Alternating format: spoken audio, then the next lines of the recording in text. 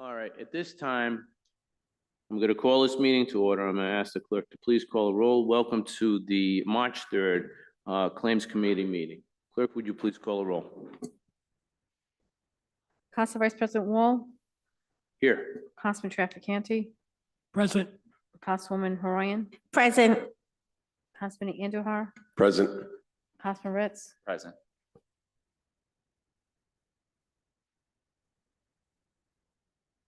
Next item of business would be public comment.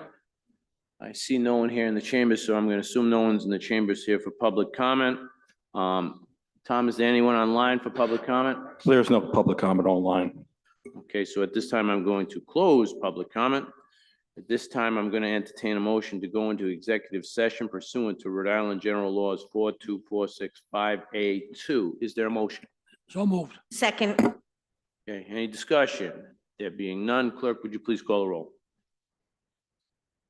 Councilwoman Horoyan, Yes. Councilman Andujar, Yes. Councilman Ritz, Yes. Councilman Trafficante, Yes. Council Vice President Wall. Yes, we are in executive session.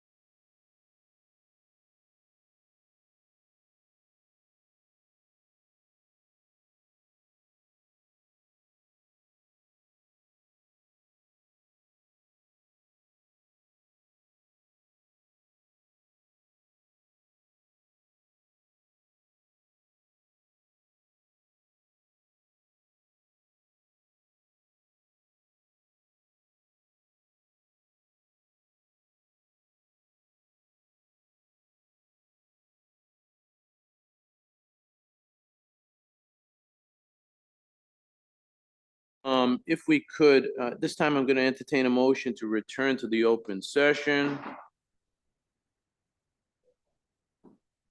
So. Second. Any discussion? All right, there being none, clerk, would you please call a roll? Councilwoman Horoyan, Councilman Andujar, Yes. Councilman Ritz, Yes. Councilman Trafficante, Yes. Councilman Wall, Yes. Council President Marino. All right. Please let the records show that there were votes taken during the executive session. And at this time, I'm going to entertain a motion to seal the executive session minutes. Is there a motion? So moved. Second. Any discussion? There being none, clerk, would you please call a roll? Councilman Horoyan, Councilman Andujar, Yes. Councilman Ritz. Yes. Councilman Trafficante, Yes. Council Vice President Wall, Yes. Council President Marino. Yes. At this time, I'm going to entertain a motion to approve of the minutes from the February 3rd regular meeting. Is there a motion? So moved. Second. Any discussion? There being none, clerk, would you please call a roll? Councilwoman Horoyan, Councilman Andujar, Yes. Councilman Ritz. Yes. Councilman Trafficante, Yes. Council Vice President Wall, Yes. Council President Marino. Yes. All right, at this time, I'm going to entertain a motion to approve of the sealed minutes from the January 13th, 2025 executive session. Is there a motion? So moved. Second. Any discussion? There being none, I'm going to ask the clerk to please call a roll. Councilwoman Horoyan, Councilman Andujar, Yes. Councilman Ritz, Yes. Councilman Trafficante, Yes. Council Vice President Wall, Yes. Council President Marino. Yes. All right, there being no further business before this committee, I'm going to look for a motion to adjourn. So moved. Second. All in favor, please signify by saying aye. Aye. Opposed, signify by saying nay. The ayes have it, motion carries. This meeting is over. We're going to start the next meeting in 5 minutes.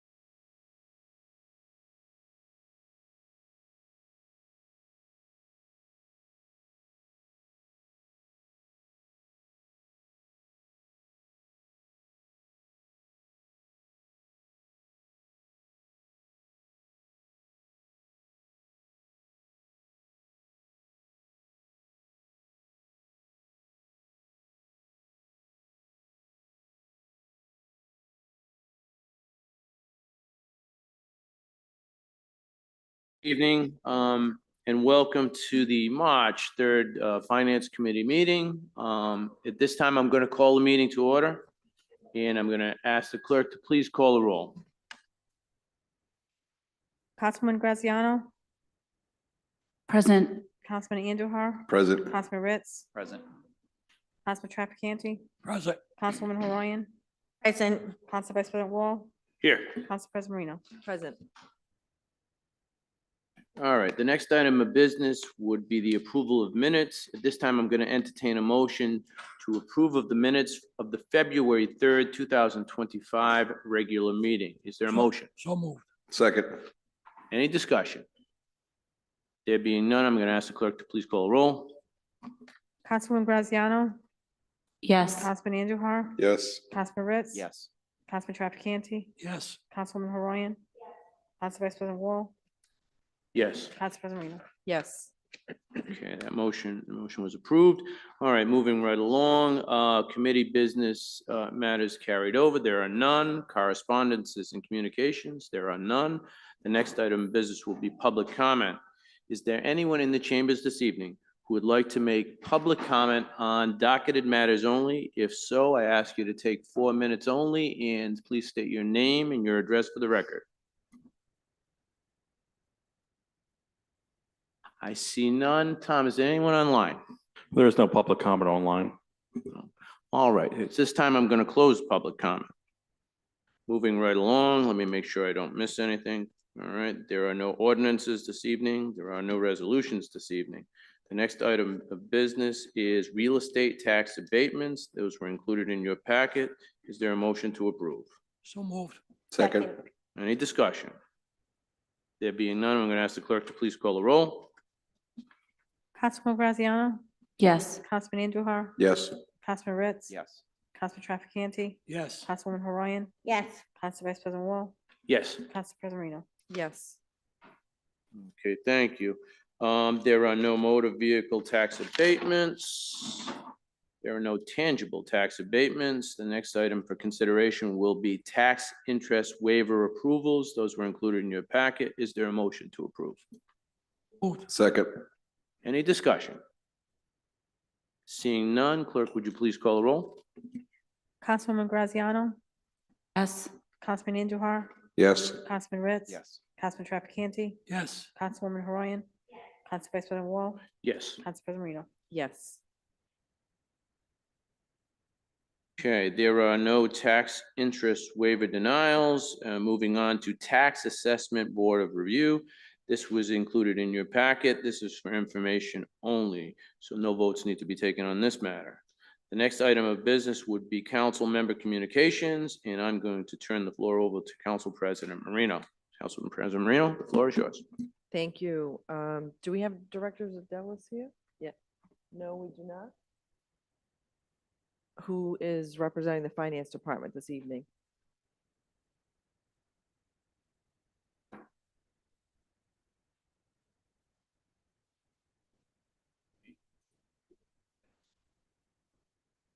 Okay, for the public, the question on there for the administration discussion relative to the annual audit is continued because Director Zadelis on 2 previous occasions indicated that he would provide an explanation as to the change in program revenues to the tune of over $40 million between 2023, 2024, and a decrease. And I've yet to get that answer. That's why I have it on again this evening. So hopefully he'll be here so I can have that answer.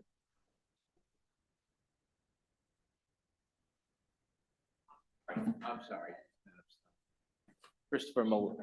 Christopher Malay, solicitor. I spoke with Mr. Zadelis earlier today. He was aware of the meeting. He indicated he was coming, so I don't know if something is going on. I will just suggest that the original meeting was booked for 7. I'm hoping he doesn't think it was 7. The original on my calendar was posted at 7. I know it's posted on the city calendar at 6. I'm not saying that's the issue, but I will, if you give me a minute, I'll text them right now. Yeah, that'd be great. Yeah, just as you know, so it was with the Secretary of State's website in the city, clerk's office did post it correctly for 6 o'clock, but to your point, it's normally a later time at 7, so maybe that's the discrepancy. And then the next item is pertinent for the finance director as well. It deals with, I'd like to have a discussion and update from the finance director as the status of all federal funding appropriated to the city for this fiscal year, including any concerns relative to the source of revenue for this fiscal year and the next fiscal year. Basically, it's something that we've all seen and heard, whether from constituents or in the news, about the concern of federal funding, and things come to mind, for example, in a glaring way, with respect to the city in big and small manners. One big one that comes to mind is CDBG, which is pretty much entirely funded from federal funds. I just want to be apprised and assured, as I'm sure we all do, as to the source of that funding being depended upon as actually coming through, and what they might know about that. So we're at the mercy of the appearance of the finance director for that. Next is just a list from the city solicitor to the finance committee as to all pending lawsuits involving the city, including the list of the cases, the attorneys of record, attorneys and law firms retained or paid by the city to work on the pending lawsuits. Solicitor Millet, as you know, and we just discussed some of this before, pending lawsuits is not privileged. It's something that is available to the public. When it's a lawsuit, it's public information, and so is the information being requested here. We were looking for a list relative to that, because it will impact the finances.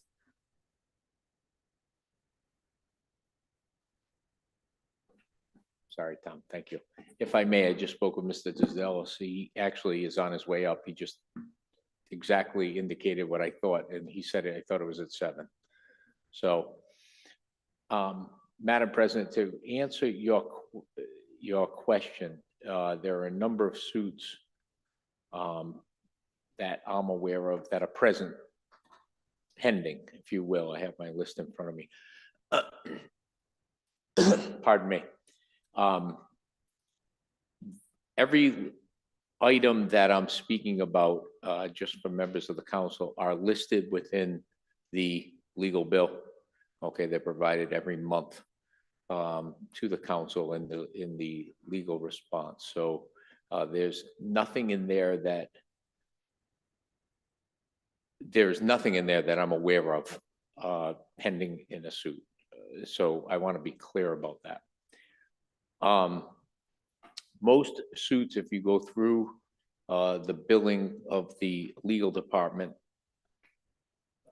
are listed by firm handling it.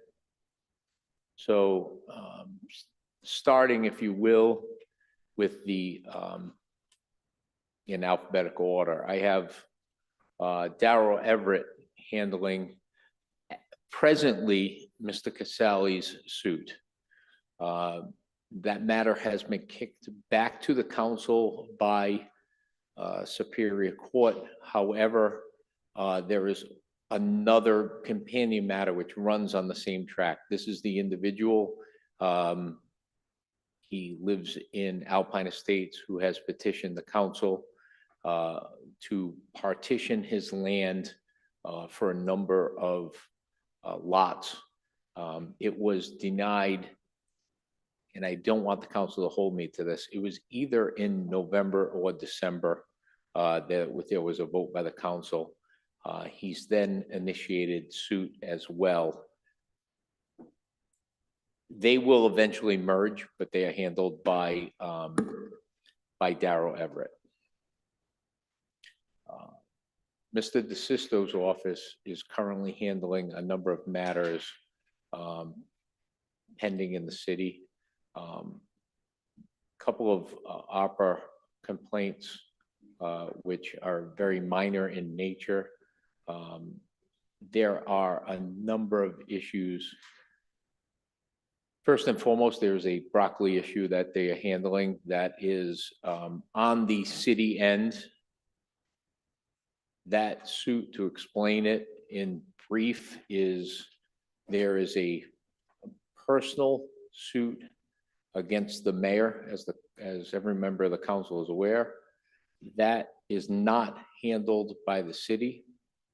There are a number of counts in the complaint, including a count against myself. That is being handled by Mr. DeSisto's office. Every count dealing with members of the city is being handled by Mr. DeSisto's office. He's handling a matter involving a lawsuit involving an attorney, Shana Curlin. Ms. Curlin has sued the city alleging that she was assaulted by the police during during the Black Lives Matter protest back in 2021. I can't even count the number of lawsuits that have been filed by an individual with the last name Mello. He and his girlfriend have alleged a number of complaints against not only members of the city, but also the school department. That matter is handled by Mr. DeSisto's office. They are all handled by they are all pro se by Mr. Mello and Ms. Ware. Pending, at least right for now, is the Natick Solar matter. Pending is the matter of the former spouse or the spouse of former Officer Russell. That is a matter involving a pension issue. Dean Estates is still pending. Okay, that is a lawsuit that was filed approximately 10 years ago involving the floods of the apartments. That also involves the state of Rhode Island as a defendant and a number of other defendants. I'm looking through my list of suits, if you will, and I apologize. There are a couple of issues handled, labor issues by Mr. Robinson.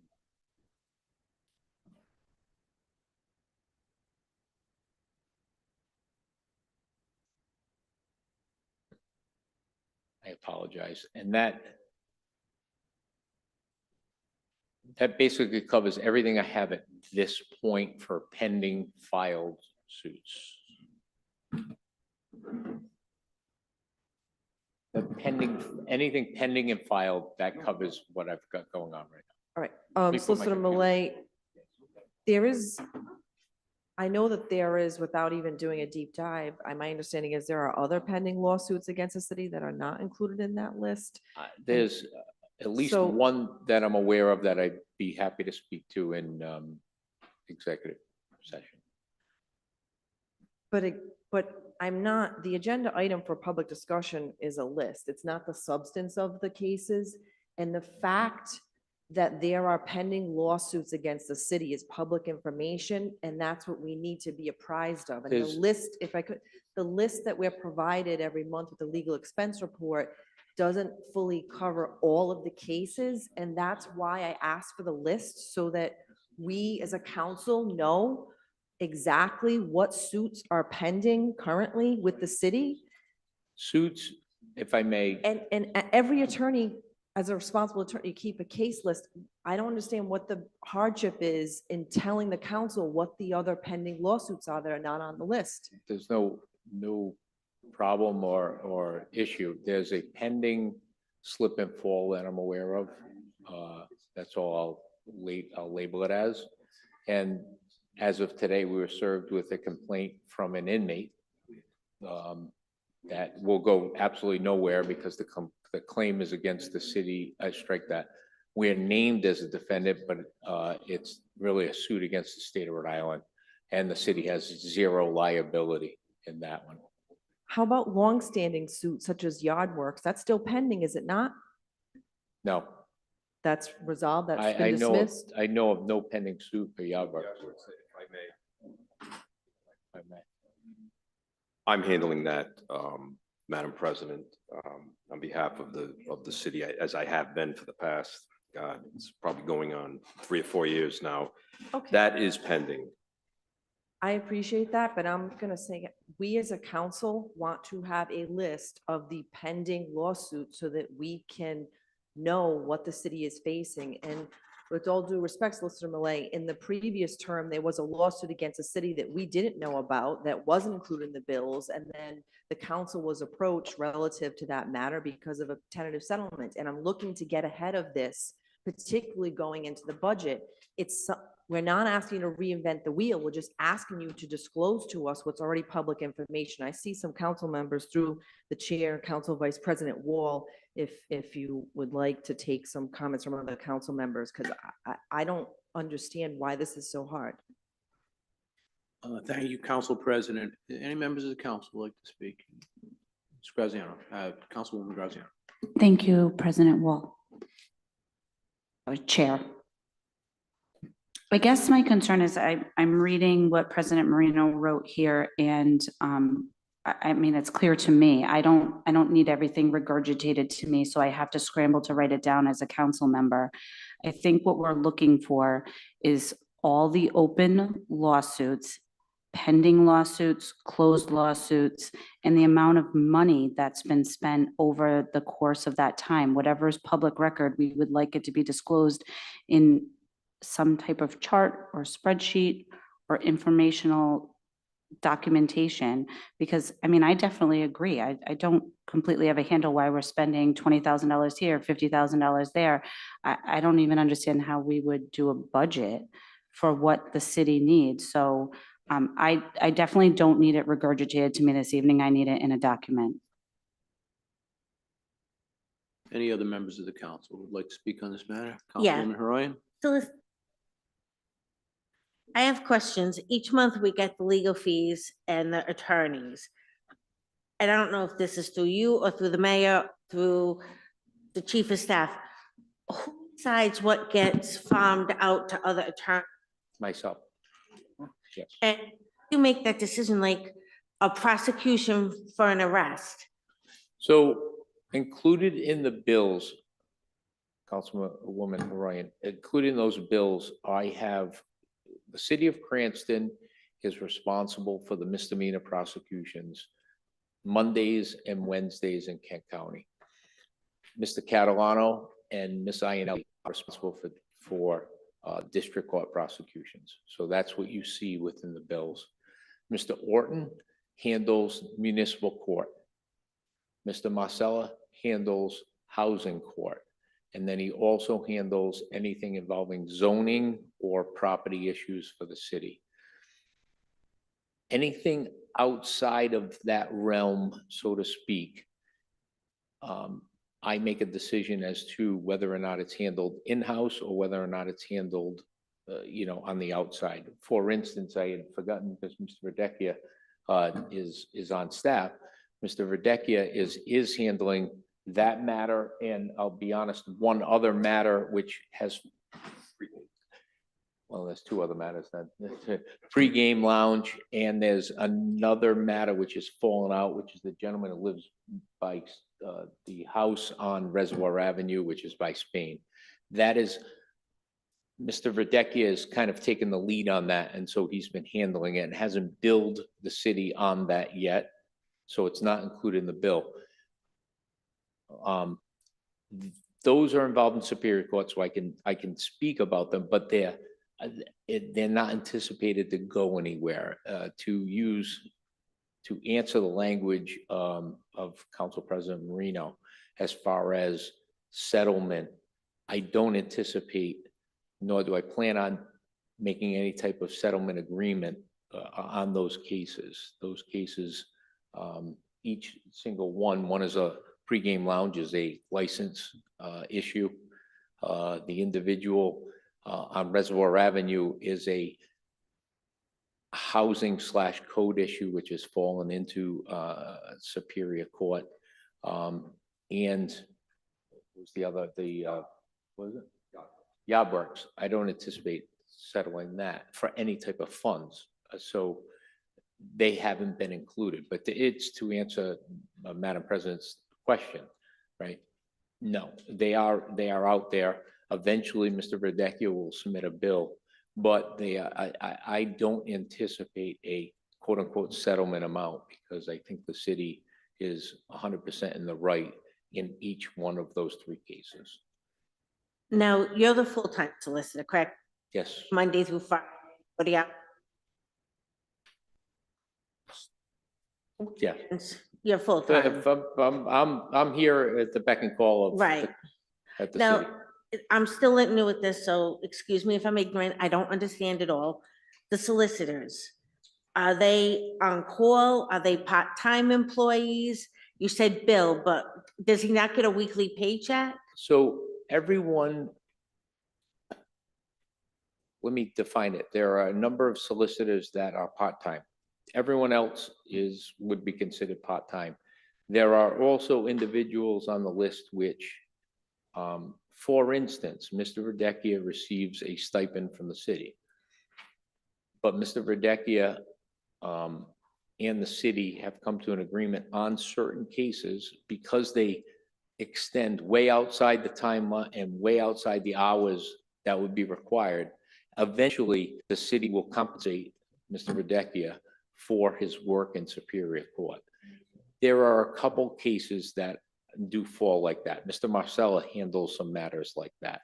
Mr. Igliozzi handles matters like that.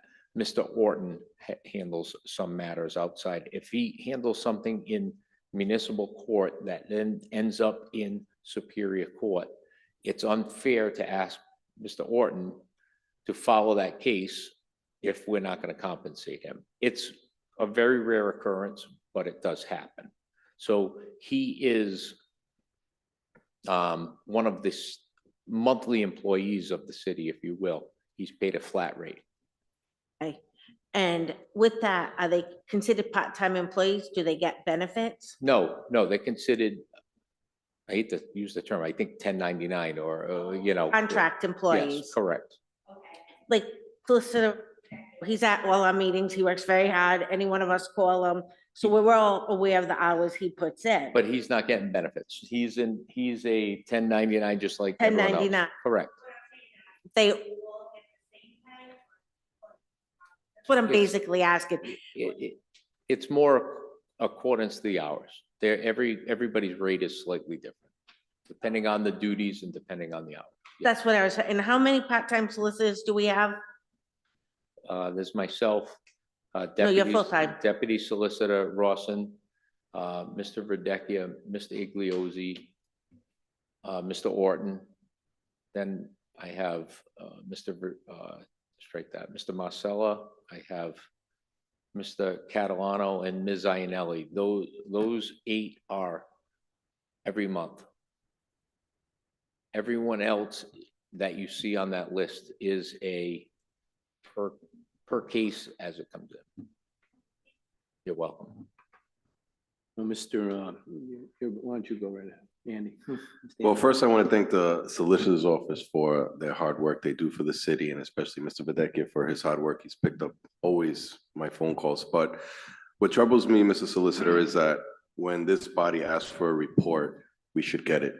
I believe I saw the first draft of this agenda last week, and you had it for a week. So, especially coming from the president, I feel that I agree with her. We should have this report for every meeting. So I hope going forward, when we ask for something, we'll get it in a timely manner. So that way we're not going back and forth with this. Thank you.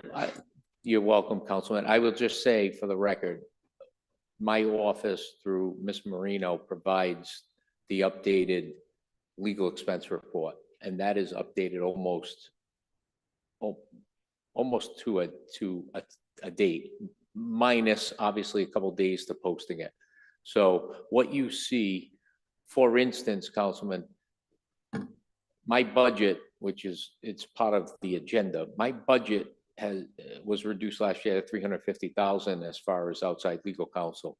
To date, my office has spent approximately 212,000 in outside legal counsel. So I am on track to stay under that number, and I'm doing my best to stay under that number. That report is made part of the monthly council report under legal analysis. So I want to be clear. There might be one or two discrepancies, and I say very minor, based on when the report was printed, when it's reported out, and then if other bills have come in, but that will be updated by, say, the March date. Thank you. I didn't really mean anything about the budget. I just meant about the cases that are open. So thank you. Understood. Council President. Thank you. If I may, through the chair, just for clarity's sake, Solicitor Malay, I know you met Miss Marino, who works in your office, not to be confused with me, of no relation to me. Thank you to the chairman. I'll give it back to you.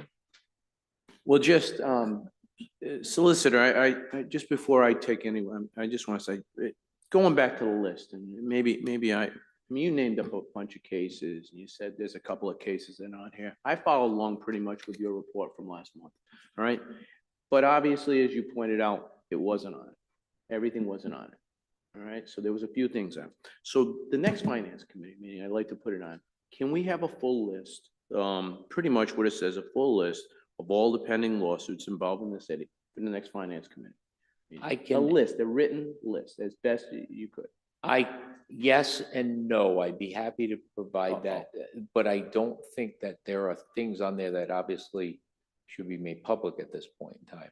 So as I indicated, there are a couple claims that I'm aware of, unless they are, unless someone publicly files suit, it shouldn't be on there. But I'm happy it's a to put the pending public, lawsuit. the pending stuff. That's it, pending lawsuits. That's I'm what- happy to do that. I'm happy to do that. I'll have Ms. Marino, anything pending on the public portal, I'd be happy to do that. Because I admire your memory, how you're able to file through it like a Rolodex. But I'll tell you what, I'm not following through it as well as you. So to have it in front would be great, as best to your ability. Yeah, for the next. to be fair, Councilman, it'd be a violation of the Open Meetings Act. It should be anything involving pending litigation should be an executive session, right? But that being said, anything that's been filed is public knowledge, and I'm happy to include that in the list. I think that's what we're looking for. I'm going to let the council president just add, because she Sure. legally, she understands a lot more than I do. No, I appreciate that, Chairman. Yes, and Solicitor Malay, as you know, that's why in public discussion, it says all pending lawsuits, doesn't use litigation. And It's very, I- it's very clear. So we're all on the same page. And then when it goes into the discussion of executive session items, it's beyond that. So I think we're all on the same page as to that. Thank And you. I appreciate that. Yeah, thank you. Thank To you. the chairman. Thank you, Council President. Councilman Trafficani had his hand up. I'd like to ask a procedural question. I see you're asking for status reports, pending lawsuits, informational lists, updates, et cetera, et cetera. Who is responsible to make sure that these individuals are contacted and be ready with a list prior to the council meeting? Who's responsible for contacting them to make sure it's done? City Clerk's office? I'm sorry, did you ask, I'm sorry, Council Trafficante, for the legal expense report or just the agenda? Regardless, I'm just saying, if you're asking for an update, a list on update or pending legislation update, you ask for it in writing, who's responsible Sure. for contacting these people? Sure, Mayor Trafficante, Council Trafficante. This specific agenda item was sent well in advance of the required posting, and it included an email with this request directly to the solicitor. I'm not sure if Solicitor Videcchia was on it, but I know Solicitor Malay was on it, and I believe the Finance Department Director was too, if I'm not mistaken, in addition to the clerk. So it was they were notified before it even got on the agenda. Yep. Thank you. Thank you. Any further comment on this particular item? Okay, now I do see the Finance Director is in the chambers. You want to go back to your original items, Council President? Sure. I think if it's okay with the chair, the last item I had there in public discussion was discussion with the Finance Director and the solicitor regarding the legal expenses of the city overall. And I know some of the discussion touched upon that from others. But I did put this on here because I wanted to address the issue that's come up in the prior budgets. I know I've raised it. I think some of my colleagues have, about the need for centralization of the legal expenses. So again, in advance of the budget here, I'm trying to get ahead of things to save us some time. It's not spinning wheels. There are different departments in the city that also have legal expenses. And I'm just wondering through the both of you, if that centralization has occurred where those legal expenses are being reported to the solicitor, because I believe from those previous meetings and discussions, that was something that the solicitor was amenable to doing, as well as the finance director.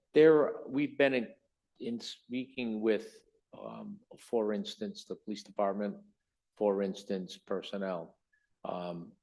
There have been legal expenses that have popped up that I have covered within the law department. Due to the fact that there's no line item within. I'll give an example. There was recently a mediation done within personnel that was performed. As a direct result, the city received half the bill, and personnel doesn't have a legal expense line, so that was forwarded to me. There are incidents with the same thing with the police department. If there's issues with personnel and it requires some type of legal involvement, and I don't want to speak on the record, obviously, that bill kind of gets forwarded to me. So there is a need within other departments, but it kind of falls back to me, to the Department of Law. So if I understand you correctly, the reporting, the centralization of it has not changed. Each department that has a need for a legal expense that already has one, it remains there. It's remaining with us, but we are, and Mr. Zazdelis can address this, but we are trying to keep track and reviewing and approving different expenses. But unless and until there's a separate line item, it kind of falls to me. It kind of falls at least within my department. Any type of legal work, with I'm not aware. Yeah, I'm sorry. Like, for example, if the tax department has legal expenses, you know, That's still okay. still within that department, or contracts and purchasing, if they have legal expenses, is it within that department, or are they reporting to the solicitor? If I can answer the exceptions to the rules. On a budgetary basis, this year's budget, which was developed well over a year ago, had, to answer your question specifically, when it was budgeted, that budget for the title work for the treasurer's office was still budgeted in there, but the approval of the services is run through the law department. The other two exceptions, if I may, Council President, there was an outstanding bond for the wastewater treatment plant, which we had to amend the contract once the bond was redeemed. Again, the actual legal work was, you know, who worked on the original bond was who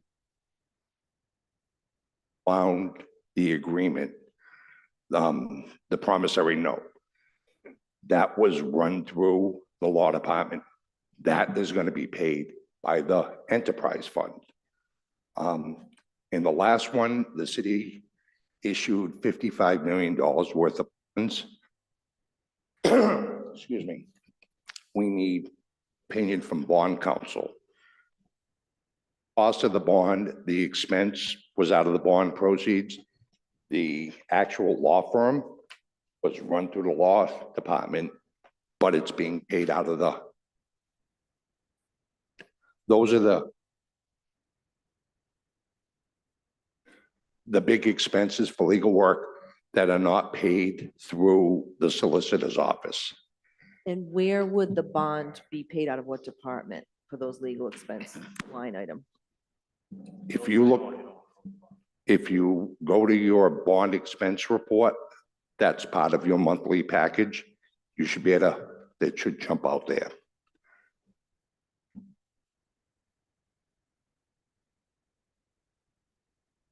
Right.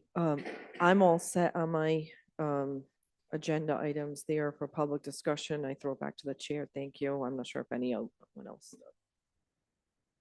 Before I close out, or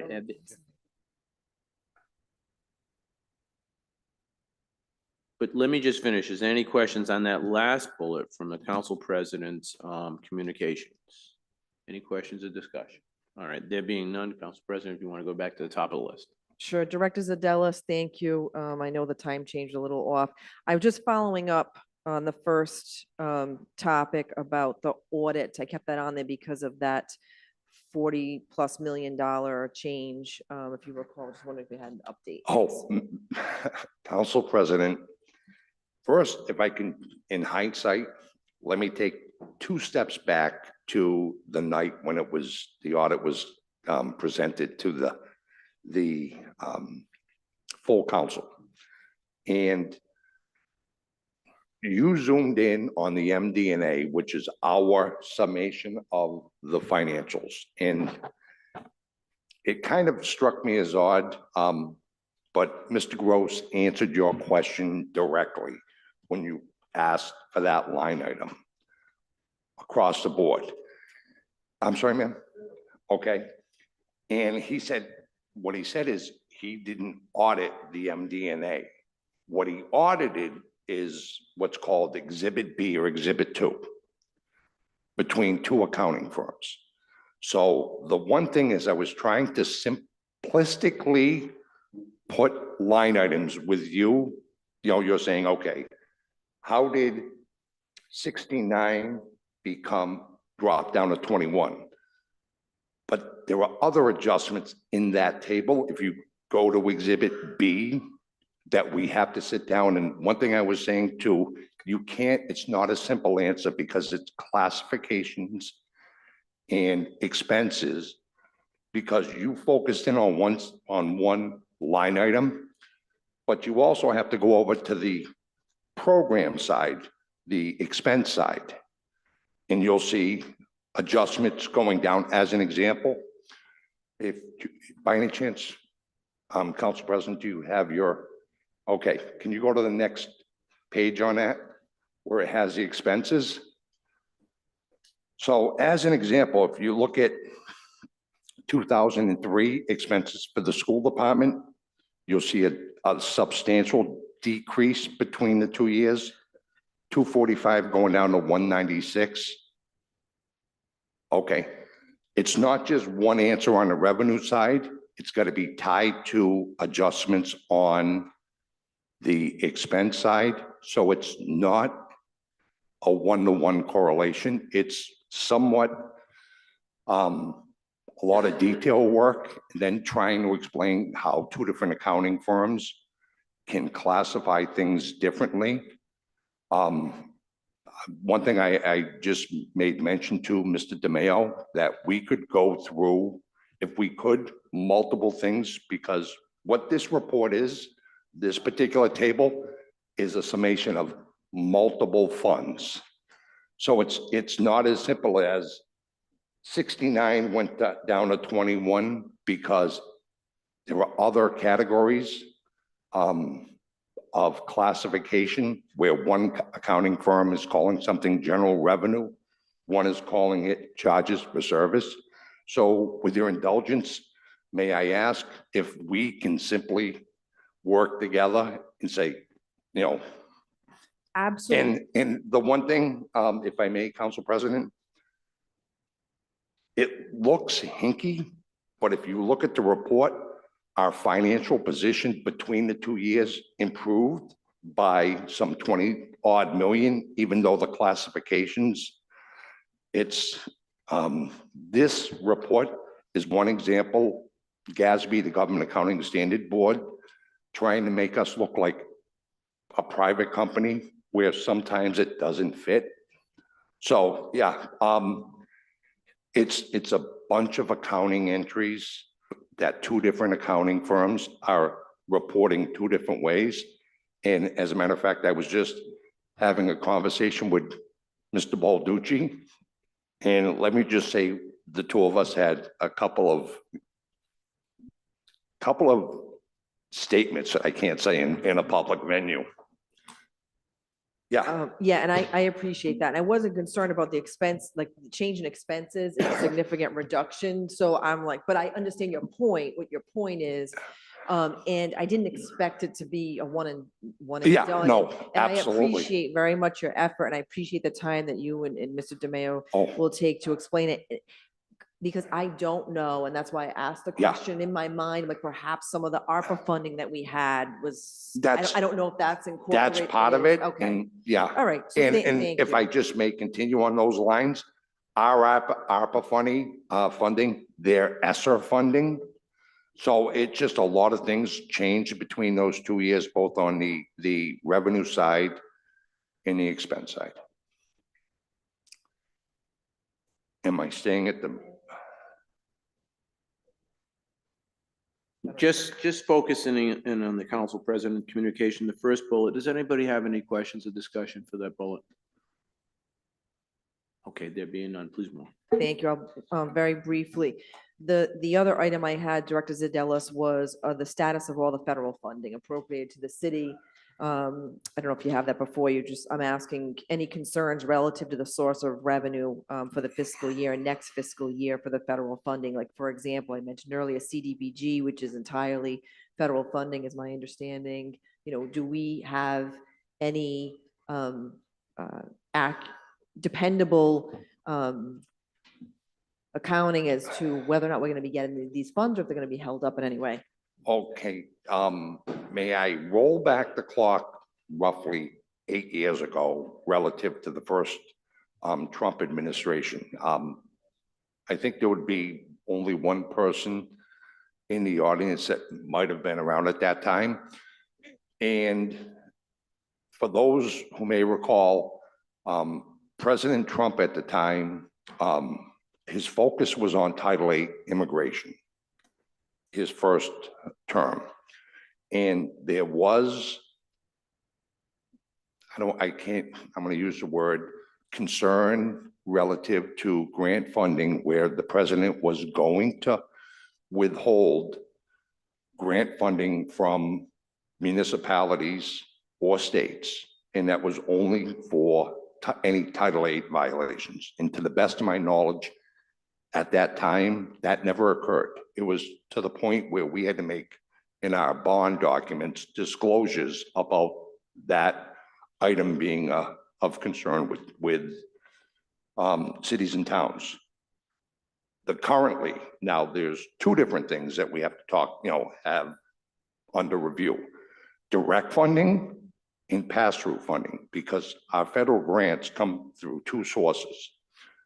Again, now what we have is Title VIII concerns, Title IX concerns, and now I'm going to call it the DOGE concerns, where they're focusing on once we get a grant, what we do.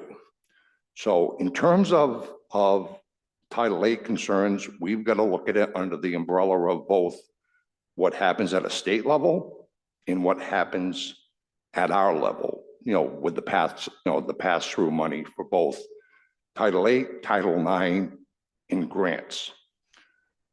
The direct funding, I have no concern, of, because to the best of my knowledge, we don't have any problems with Title VIII, Title IX, or subrecipients. The one thing that we're looking at is on the HUD side, because they do have subrecipients with the HUD funds.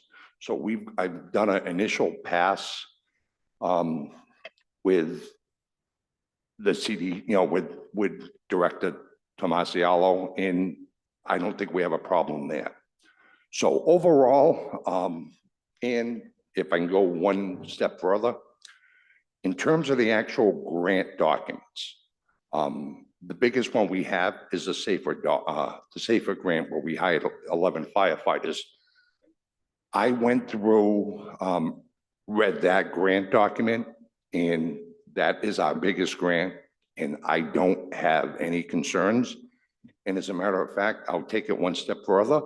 HUD came out with an email Saturday, and it just so happened that the assistant fire chief and I were both here, and I got the same email that he did, And FEMA is focusing on sub-recipients, which in that case with the SAFER grant, we don't have any. It's paying for salaries and fringes. So the cursory review, I'm not concerned at the moment with the information I have. And even with CCAP, don't we get some federal funds for that as well? That doesn't, Go right, through. doesn't flow to us. Right, and this is what I'm gonna ask.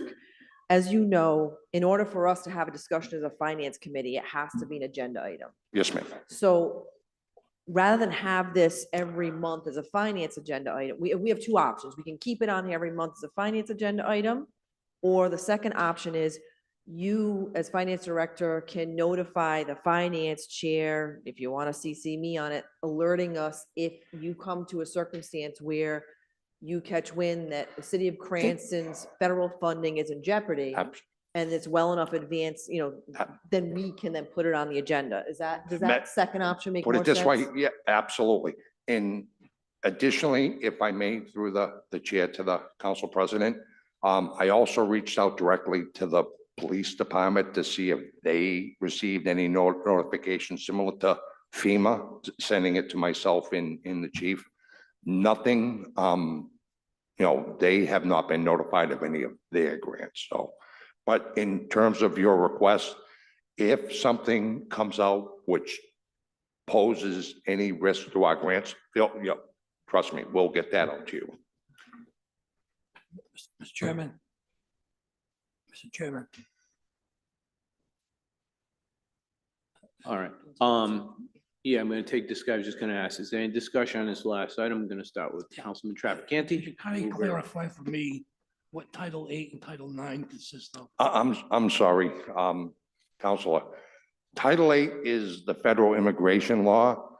Title 9 is women or it's not just women, people having the same access to education, to include sports. So, any concerns about transgender men playing in women's sports and allowing them would be a violation per the current administration of the president's executive order as it relates to Title IX. And Mr. Chairman, if I could just editorialize for a moment, and it's back to Councilor Graziano about a standard. Remember 2 meetings ago, you were asking about standard contracts. If I just may, we do have standard contracts if we're bidding out stuff, but I'll make a comment, we're the city of Cranston. If you ever compared federal contracts for grants, there is, I don't know if you looked at a DOJ grant versus a FEMA grant. There is a organization that should have a standard grant. It's just some of the things I've seen between the two is crazy. So, and I'm sorry, I just wanted to editorialize it. No, thank you, Director Fidelis. Going right on to the thing. Any other comments? And Councilwoman Graziano. Thank you, Chairman. Now I've lost my train of thought. I will say, I drafted those contracts for you guys. I have them ready to go. Sorry, got it. So my federal funding was pulled. And what I've been doing is I've been keeping in contact with my Congress members and asking them about the funding. That's generally what we do. So I'm just making a suggestion that maybe the administration can take some time to call their Congress members. And if there's something that's out there that they're specifically concerned about, like a grant, they can speak to them and see what kind of ground that's on. I lost $1.3 million, just so everybody knows. Thank you, Councilwoman Graziano. Councilman Ritz. Just very quickly, just supporting Council President Marino. You being the expert, you being a new council member on the agenda, if there's any items, you could bring them to us rather than have this on there would be very helpful. Thank you. Thank you, Councilman Ritz. Everybody's good. All right, just a little programming note. It will not be necessary for us to go into executive session this evening, so that item we will not be going to. In fact, there will be no further business, it looks like, before this committee. So If- I'll be If I could, Um, Chairman Wall. wait, hold that thought. Okay, Council President, by all means. The executive session matters will be continued to next month through the chair, so that we can have discussion as necessary from the solicitor to pending litigation matters, et cetera, as is outlined here. The reason not this evening is that we do have ethics training, and we're already like a half hour late, so we appreciate it. Thanks. Now I believe there's no further business before the committee, so I'll be looking for a motion to adjourn. Move. Is there a second? All in favor signify by saying aye. Aye. Opposed signify by saying nay. The ayes have it. The motion carries. This meeting is over.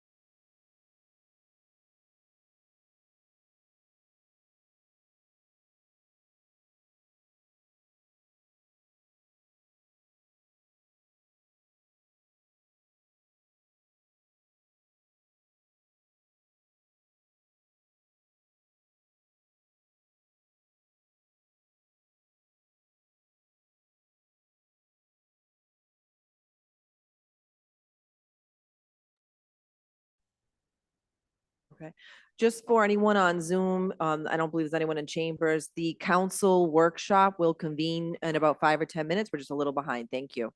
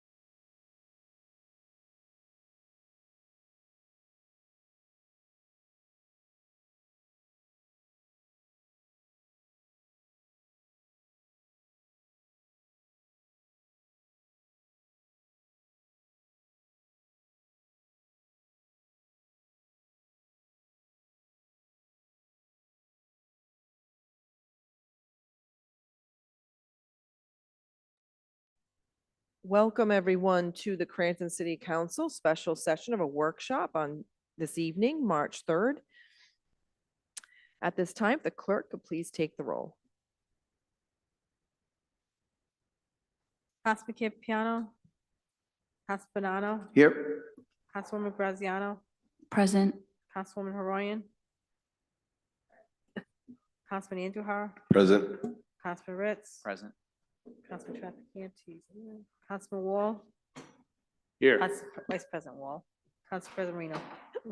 Present. Okay. And at this time, we have the City Council workshop being a presentation to the City Council from Lynn Radices, from the staff attorney, an education coordinator with Rhode Island Ethics Commission, introduction to the Rhode Island Ethics Commission and the Rhode Island Code of Ethics, and then council discussion. So at this time, we have the honor, thank you very much, of doing this evening for us. We welcome you to the Cranston City Council and look forward to the workshop. The floor is yours. Hello, everyone. Thanks. Quick ride home for me tonight. I live right beside the village, so that's bad. Could throw a stone and hit my daughter's house across the street. So I'm a former Cranston resident, grew up in West Warwick and now live in Warwick, right over the line. So this is indeed an introduction to the Rhode Island Ethics Commission and the Rhode Island Code of Ethics. This is big picture stuff, okay? No test at the end. You do not have to memorize anything that I say tonight. There is nothing that you will hear tonight that won't be made available to you at a later date. If you want a copy of the PowerPoint, I'm happy to make sure that you get one of those. If you want a hard copy of this Code of Ethics, let me know and I'll get you one. In fact, if you're ever having trouble falling asleep one night, this is the key. You'll be out in no time. It's dry stuff, but you know what? We have to learn it, so I'm going to try and make it interesting. It's also available on our website.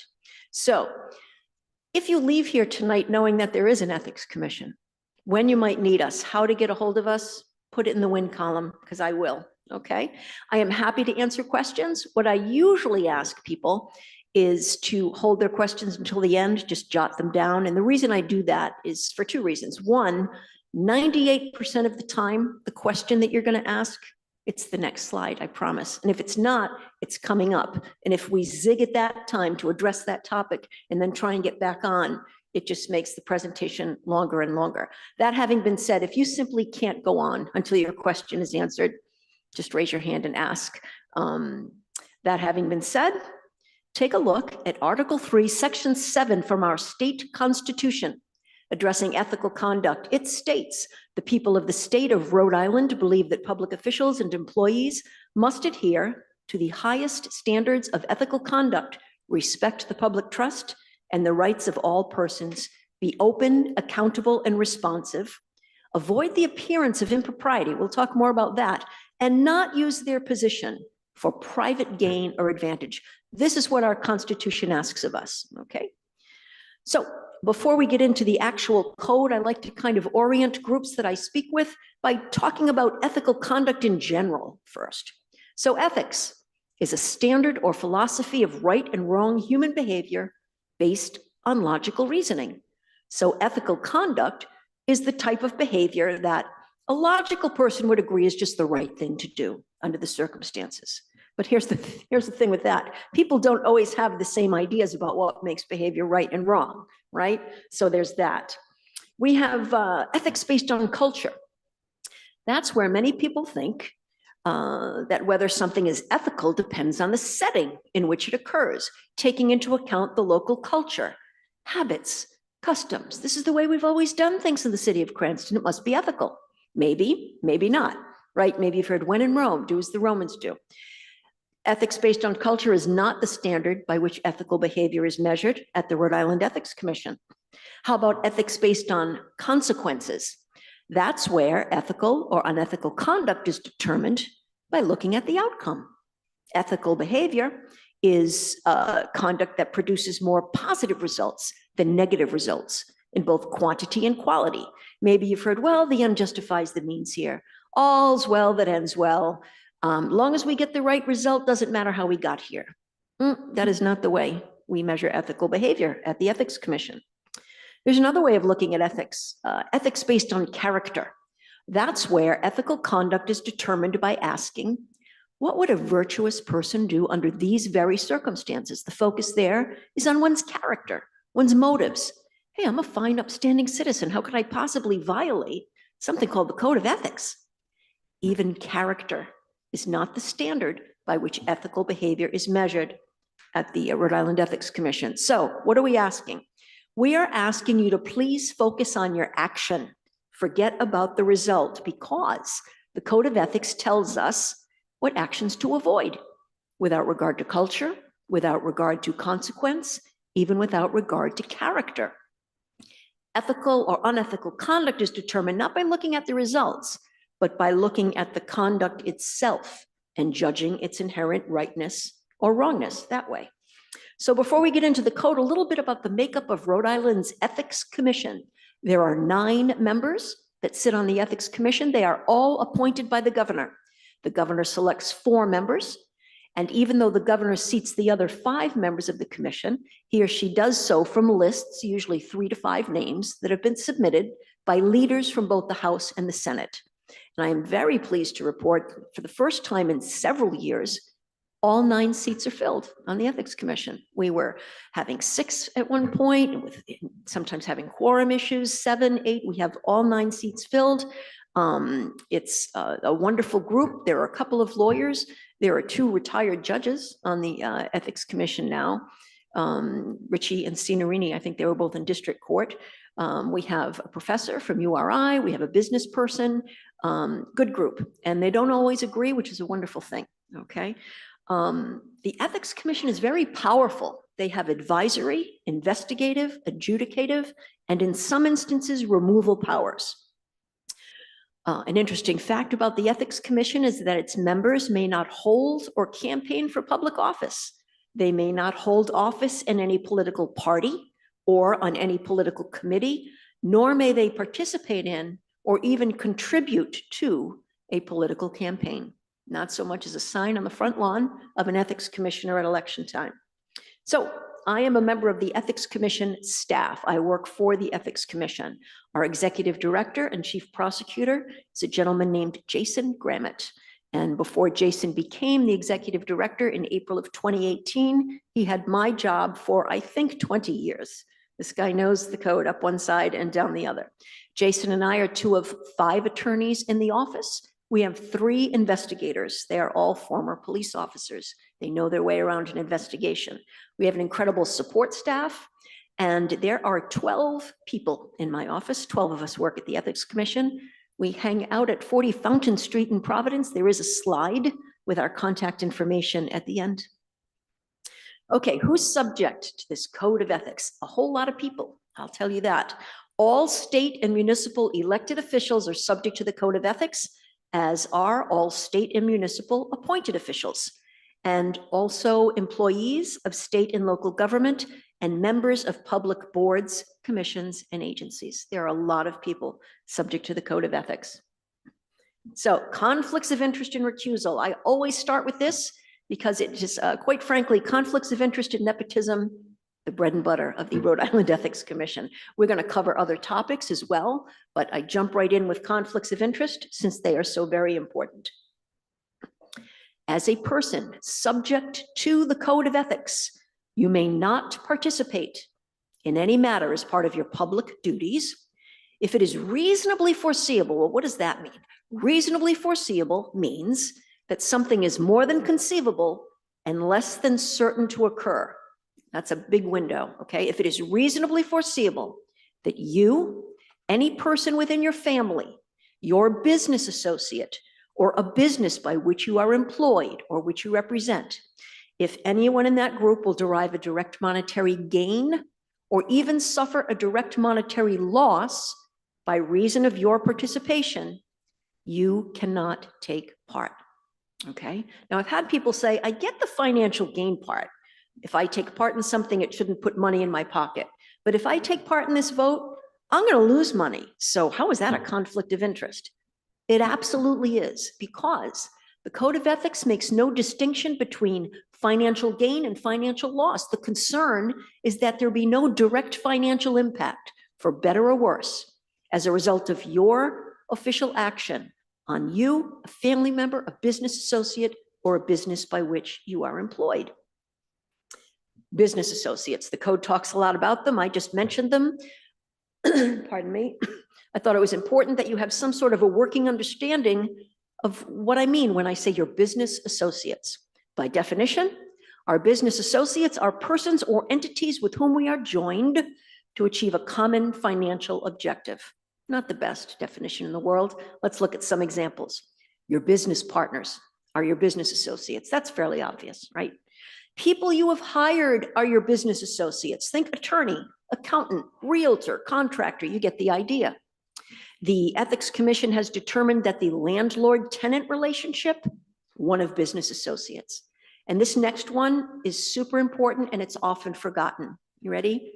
Any businesses or organizations, now this includes not-for-profits, okay? If you are an officer or you serve as a member of the board of directors for that organization, you are a business associate, not only of the organization itself, but of the other officers, the other members of the board of directors, okay?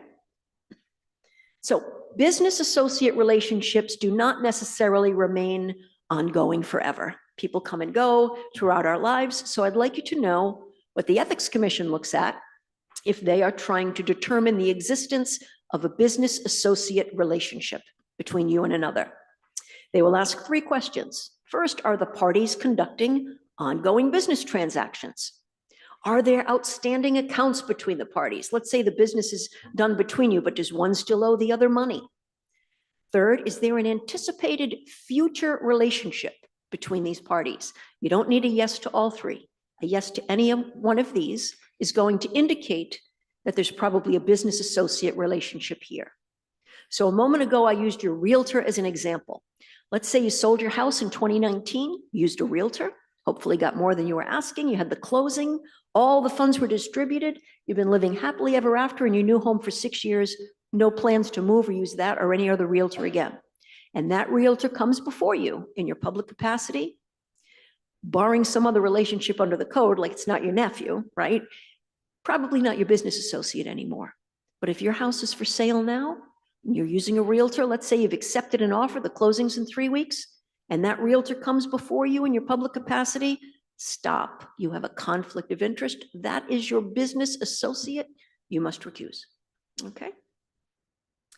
Family members. The code talks a lot about our family members, so I'd like you to know who they mean by that. Under the Code of Ethics, here are your family members, whether by blood, marriage, or adoption: spouse, parents, children, siblings, grandparents and grandchildren, aunts and uncles, nieces and nephews, and first cousins. Those are your family members under the code. So someone might say, Lynn, I haven't spoken to my sister in about 6 years. If she comes before me in my public capacity, no worries. I will no more go out of my way to help her than I would to hurt her. I'll treat her like I would anybody else. No conflict, no need to recuse, right? Wrong. A family member is a family member is a family member, regardless of the status of your relationship at any given time. So let's say the same person says, you know, I'm a lot closer to my best friend than I ever was to my sister. If my best friend comes before me in my public capacity, do I need to recuse? How many say, yes, I do, my best friend? How many say, no, I don't? How many say, I'm not here to answer questions, you are, just tell me? That would be me at anything I've ever been to. Don't like to talk, don't ask me a thing. But I can tell you this, the Code of Ethics does not prohibit you from participating in a matter that will directly financially impact your friend. Can you imagine the Ethics Commission trying to assign a value to your relationship with someone? I mean, what would they do? Would they say, oh, did you meet in kindergarten? Did you date in high school? Do you take each other's kids back and forth to practices or rehearsals? Do you text twice a minute, twice a decade? It's impossible. Remember that constitutionally founded goal, asking us to avoid even the appearance of impropriety. Tell you what, if your friend has a matter before you in your public capacity, it is an excellent opportunity for you to just exercise the discretion to say, you know what? I don't need to recuse. The code doesn't tell me I have to. But if I take part in this, this is my friend, and it may carry with it an appearance of impropriety. So I'm just going to sit this one out and recuse. Do you have to? No, you do not. Should you?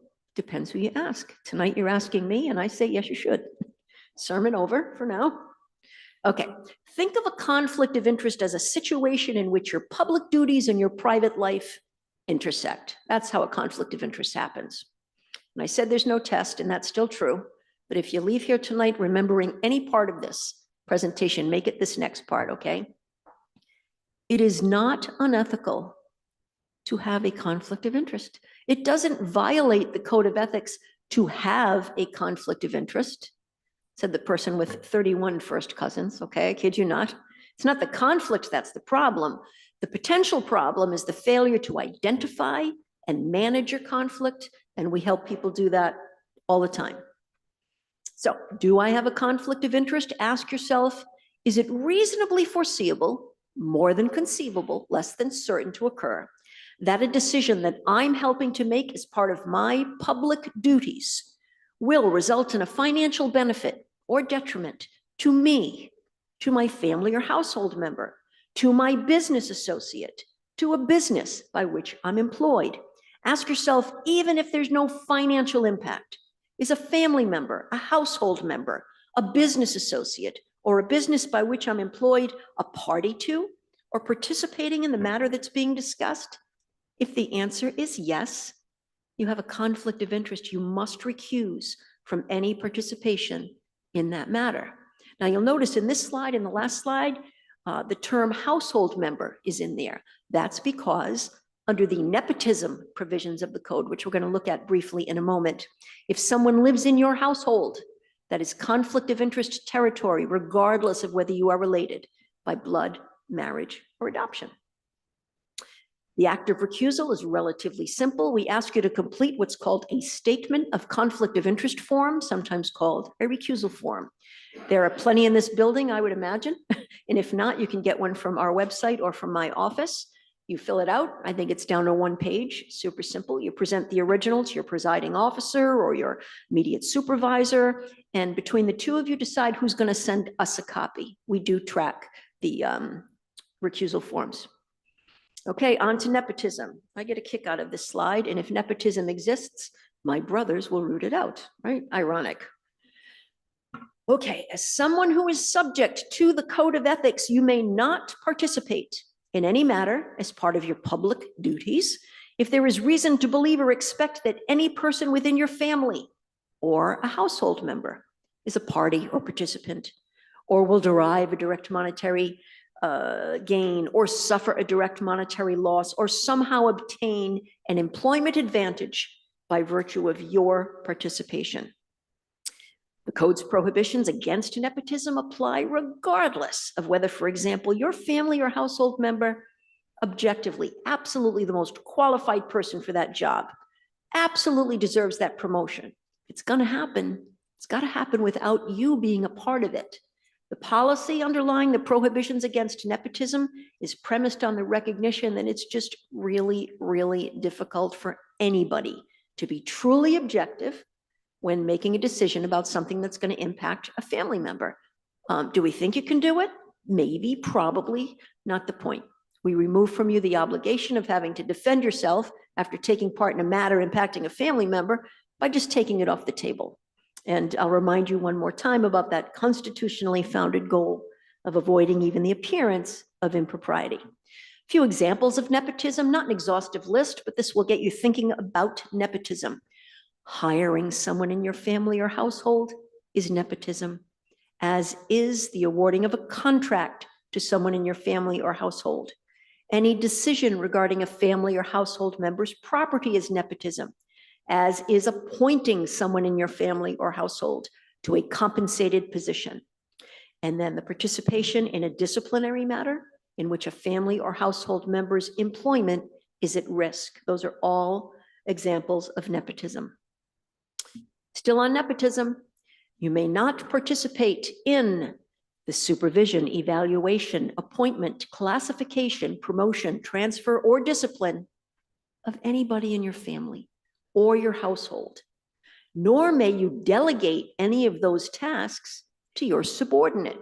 If you can't hire your niece as a paid intern at City Hall next summer, you can't ask your admin to do it for you. It would be as though you've done it yourself.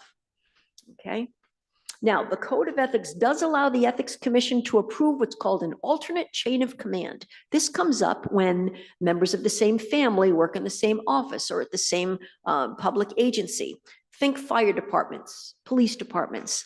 What I'd like you to know about the alternate chain of command is that the person who is going to step in and take the place of the person that has the conflict of interest must be of equal rank or higher than the person with the conflict of interest.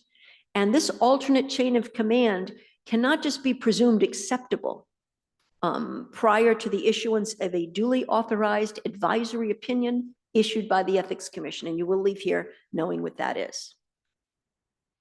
Recusal, I've been asked before, so I recuse. Do I leave the table? Do I leave the room? Do I leave the building? What's the scoop on recusal? Do I need to leave? So at the very least, you got to leave your seat at the city council table. And people have said, well, can't I just sit there with my hands folded and my mouth closed? Not good enough. Your presence lends an appearance of participation. So while you don't need to leave the room, that's best practice. That's what I recommend that you do. It's the best way to handle it. And here's why. Let's say you recuse from a city council matter because you've got a conflict and you say, I'll just go sit in the front row there. Can you? Of course you can, right? You've recused. So you're sitting in the front row and you say, well, I'm not taking part in this. I'm going to text home, see if anybody needs anything at CVS. You're texting home. Anybody need anything at CVS? At the same time you're sending that text, one of your colleagues who's still not recused, didn't have to recuse, is going to get a text, glance at their phone, and it's going to say, Uncle Joe's out of the hospital. He's doing well. Give me a call. I'll fill you in. And you're going to text, okay.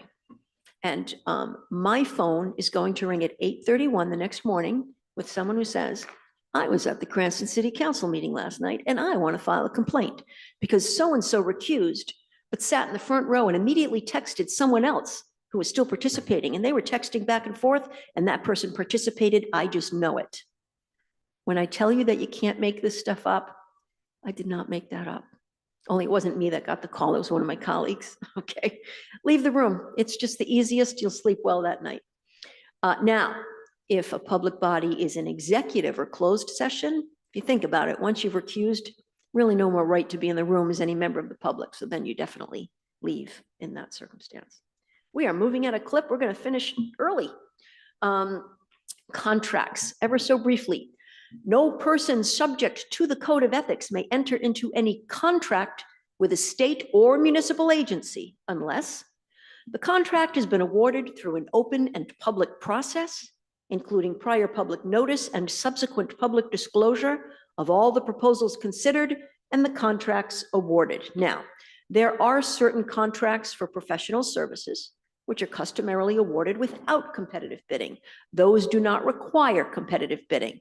Still has to be a process of public notice and disclosure of financial details. And you see the examples: physicians, attorneys, engineers, architects, accountants, surveyors, psychiatrists, psychologists, and the like. So here's an example of this little part of the code. Let's say that someone is on an agency in Cranston, like the, I don't know, school committee. And in the wintertime, that person has a side hustle doing plowing, right? Has a truck, has a plow. That person can't just go to whoever in the city is in charge of hiring plows in the winter and say, you don't need to put this out to bid. You got me. I know these roads like the back of my hand. I'll give you a fair price. I'm ready, willing, and able, right? That would be very wrong. That is not to say that the person might not be able to put a bid in for that job, but they should call us first to see if it's going to be a conflict. So that's that. Secondary employment, sometimes called moonlighting. A number of us have second jobs in addition to our, well, in my case, state employee job or municipal employee. What someone subject to the code has to remember about that second job is that they may not accept secondary employment that does either or both of the following. Importantly, it cannot impair that person's independence of judgment with respect to their public duties, nor may that second job require or induce somebody to disclose confidential information that they acquired during the course of and by reason of their public duties. So a number of people, before getting that second job, will ask the Ethics Commission for an advisory opinion. There's that term again, we're going to come to it.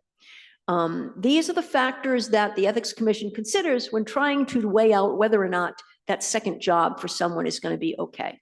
They're going to look at the nexus between the person's public duties and their private employment that they want to engage in. Any work has to be completed outside of normal work hours without the use of public resources. Okay, a public official and employee may not appear before their own agency. Any work by that person in a second job has to be conducted outside of areas over which they have decision-making power as part of their public duties. And a public employee may not use their public position to solicit business or customers for their private endeavor. Okay, that's secondary employment. Hopefully this comes as no surprise to anyone. A person subject to the Code of Ethics shall not use or disclose for financial gain confidential information acquired in the course of and by reason of your public duties. And when I say for financial gain, I don't just mean for you. There's that core group again, for you, for someone in your family, for your business associate, for your private employer. Gifts, probably the most popular topic at the Ethics Commission year-round, okay? Here's what's going on with gifts.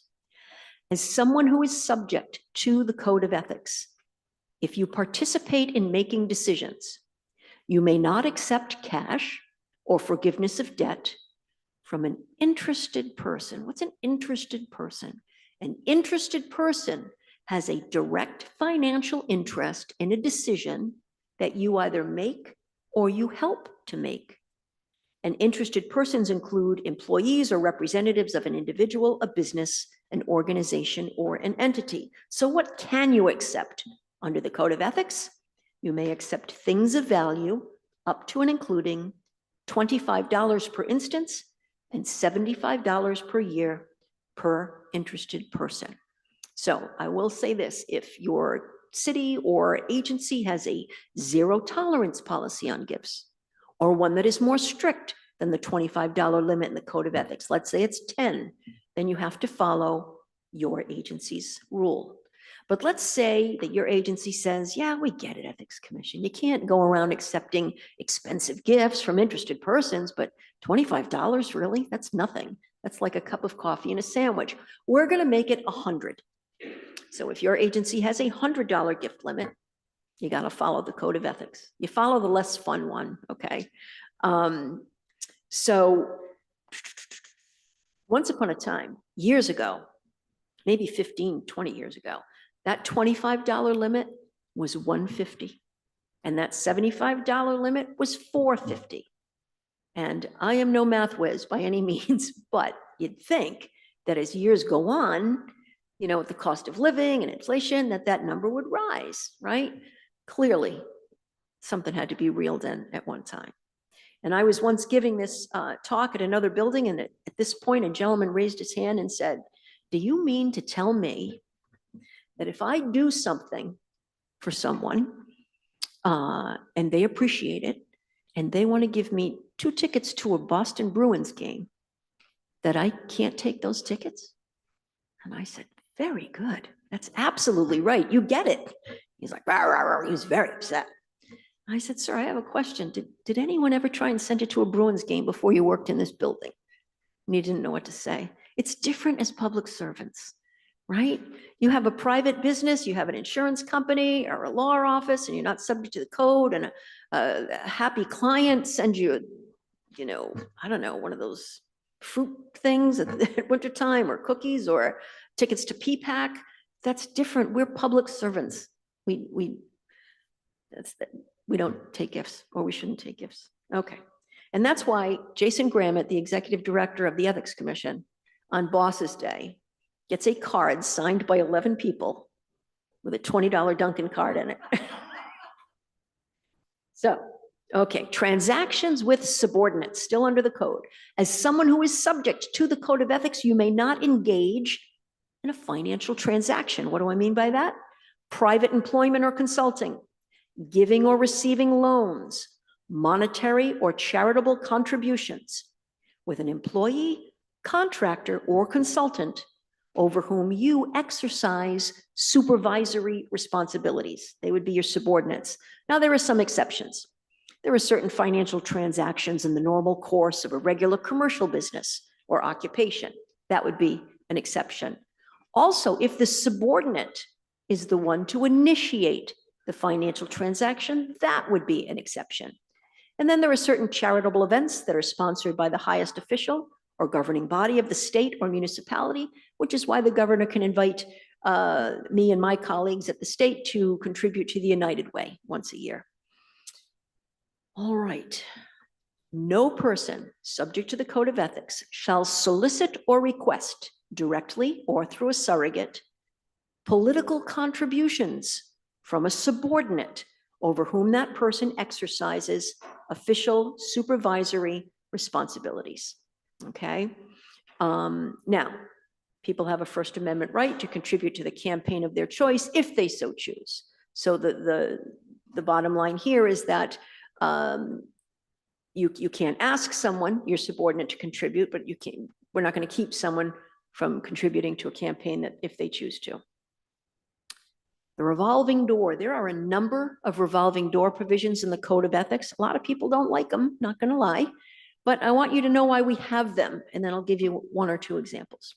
The purpose of the revolving door in the Code of Ethics is to prevent government employees and public officials from unfairly profiting from or otherwise trading upon the contacts, associations, and special knowledge that they acquired during their tenure as public servants. Let's look at an example.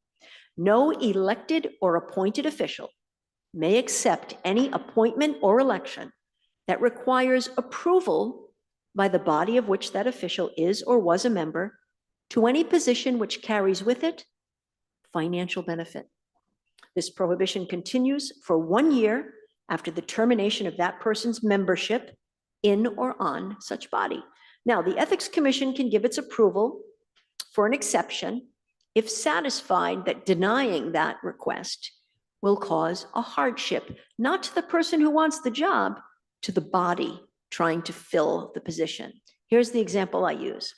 City Council has an attorney on it. Many do, nothing wrong with that. The attorney on the City Council leaves the City Council for no nefarious reason, maybe didn't run again. It's 6 months later, City Council's meeting, needs to hire outside counsel, private attorney on a particular project. And someone says, let's hire Connor. Connor used to be on the City Council. He's a lawyer. We know Connor. Connor knows us. It's perfect. He's familiar with the project. We've been talking about it for years. Let's hire Connor. Connor cannot take that job. He has only been off the City Council for 6 months. That's a revolving door issue. But let's say the City Council says, well, we know the Ethics Commission has that hardship exception. Let's ask about it. And the City Council represents to the Ethics Commission that of the 12,000 lawyers in the state of Rhode Island, we got nothing. We can't find anybody to hire for this project. It's got to be Connor. I don't think that hardship will be granted. Okay. Let's look at one more example. No municipal elected official or school committee member, whether elected or appointed, while holding office and for a period of 1 year after leaving municipal office, shall seek or accept employment with any municipal agency in the municipality in which the official serves. There's an example, there's an exception for employment that was held at the time of that person's election or appointment. Here's the example that I use. Let's say that they're on the school committee, there is a nurse, and a position opens in one of the schools in the city for a nurse. That school committee member, who's a nurse, cannot apply for that position because the school is in the municipality in which she sits on the school committee. Cranston School Committee person wants to be a nurse in Foster, have at it all day long. But the exception would be is if a nurse from one of the schools got elected to the school committee. No one's going to make her quit her job, that sort of thing. Okay, so those are examples of the revolving door. As a person who is subject to the Code of Ethics, you may not represent yourself or anyone else before the agency of which you are a member or by which you are employed or before any other agency for which your agency is the appointing authority. You may not serve as an expert witness before your own agency. These prohibitions continue for 1 year after you leave your public office or employment. What do I mean by representation? You may not represent yourself before your own agency. Representation would be participating in the presentation of evidence or arguments before your agency for the purpose of trying to influence the judgment of that agency in your own favor or in favor of someone else. Now, the Ethics Commission may grant what's called a hardship exception, allowing you to represent yourself before your own agency or before an agency for which your agency has appointing authority. To obtain a hardship exception, you must request an advisory opinion. Here's an example of hardship. Somebody's on a zoning board, wants to put a shed in his backyard. He's in his backyard, surveying it. He figures right out, this is where I want to put my shed. Oh, I'm going to have a problem with the setback ordinance. I need to ask for a variance so I can put a shed where a shed ought to be. I need to go before the zoning board. I'm on the zoning board and the Ethics Commission says I can't go before my own agency. What's a guy who wants a shed to do? It's going to go to the Ethics Commission and say, can I get a hardship exception? I would like to appear before my own agency, the zoning board, to ask for variance so I can put a shed in my backyard right where I want to. Chances are strong, as they've done at least 4 times since I've been with the Ethics Commission for 7 years. There are a lot of zoning board members building sheds, I guess. The Ethics Commission will say, sure, zoning board member, you can have that exception to ask for a variance to put your shed in the backyard, but here's the deal. You are not going to vote on that matter. And you're going to let everyone at that meeting know that you got this advisory opinion saying it was okay. Guy thanks the Ethics Commission, goes about his business. 1 year later, the same guy, still on the zoning board, buys a piece of property in town and says, this is perfect. I'm going to develop this land. I'm going to construct a commercial building. I'm going to rent it out. I'm going to make a ton of dough. First stop, couple of things to take care of, zoning board. I'm still on the zoning board. I'll go back to the Ethics Commission. They were so nice when I wanted to put my shed up. Ethics Commission, it's me, the guy from the zoning board. I bought a piece of land. I want to develop it. I want to put a commercial building on it, rent it out to tenants, make a whole lot of money. How about one of those hardship exceptions? What do you think the Ethics Commission is going to say? Too bad, so sad, right? There is a big difference between wanting to go before your own agency to put a shed in the backyard to keep the kids' bikes and the grill dry in the wintertime, and wanting to go before your own agency to launch a new commercial venture. So that's the hardship exception. Complaints, we do get them at the Ethics Commission. They are never filed by one's friends, I will tell you that. Not going to go too deeply into the process. I have one slide. Here's what I'd like you to know about complaints. Anybody can file a complaint with the Ethics Commission. It's got to be on a form provided by us. It's got to be signed under oath. That means no anonymous complaints. More on that in a moment. It must name the individual alleged to have violated the code of ethics. We call that person the respondent.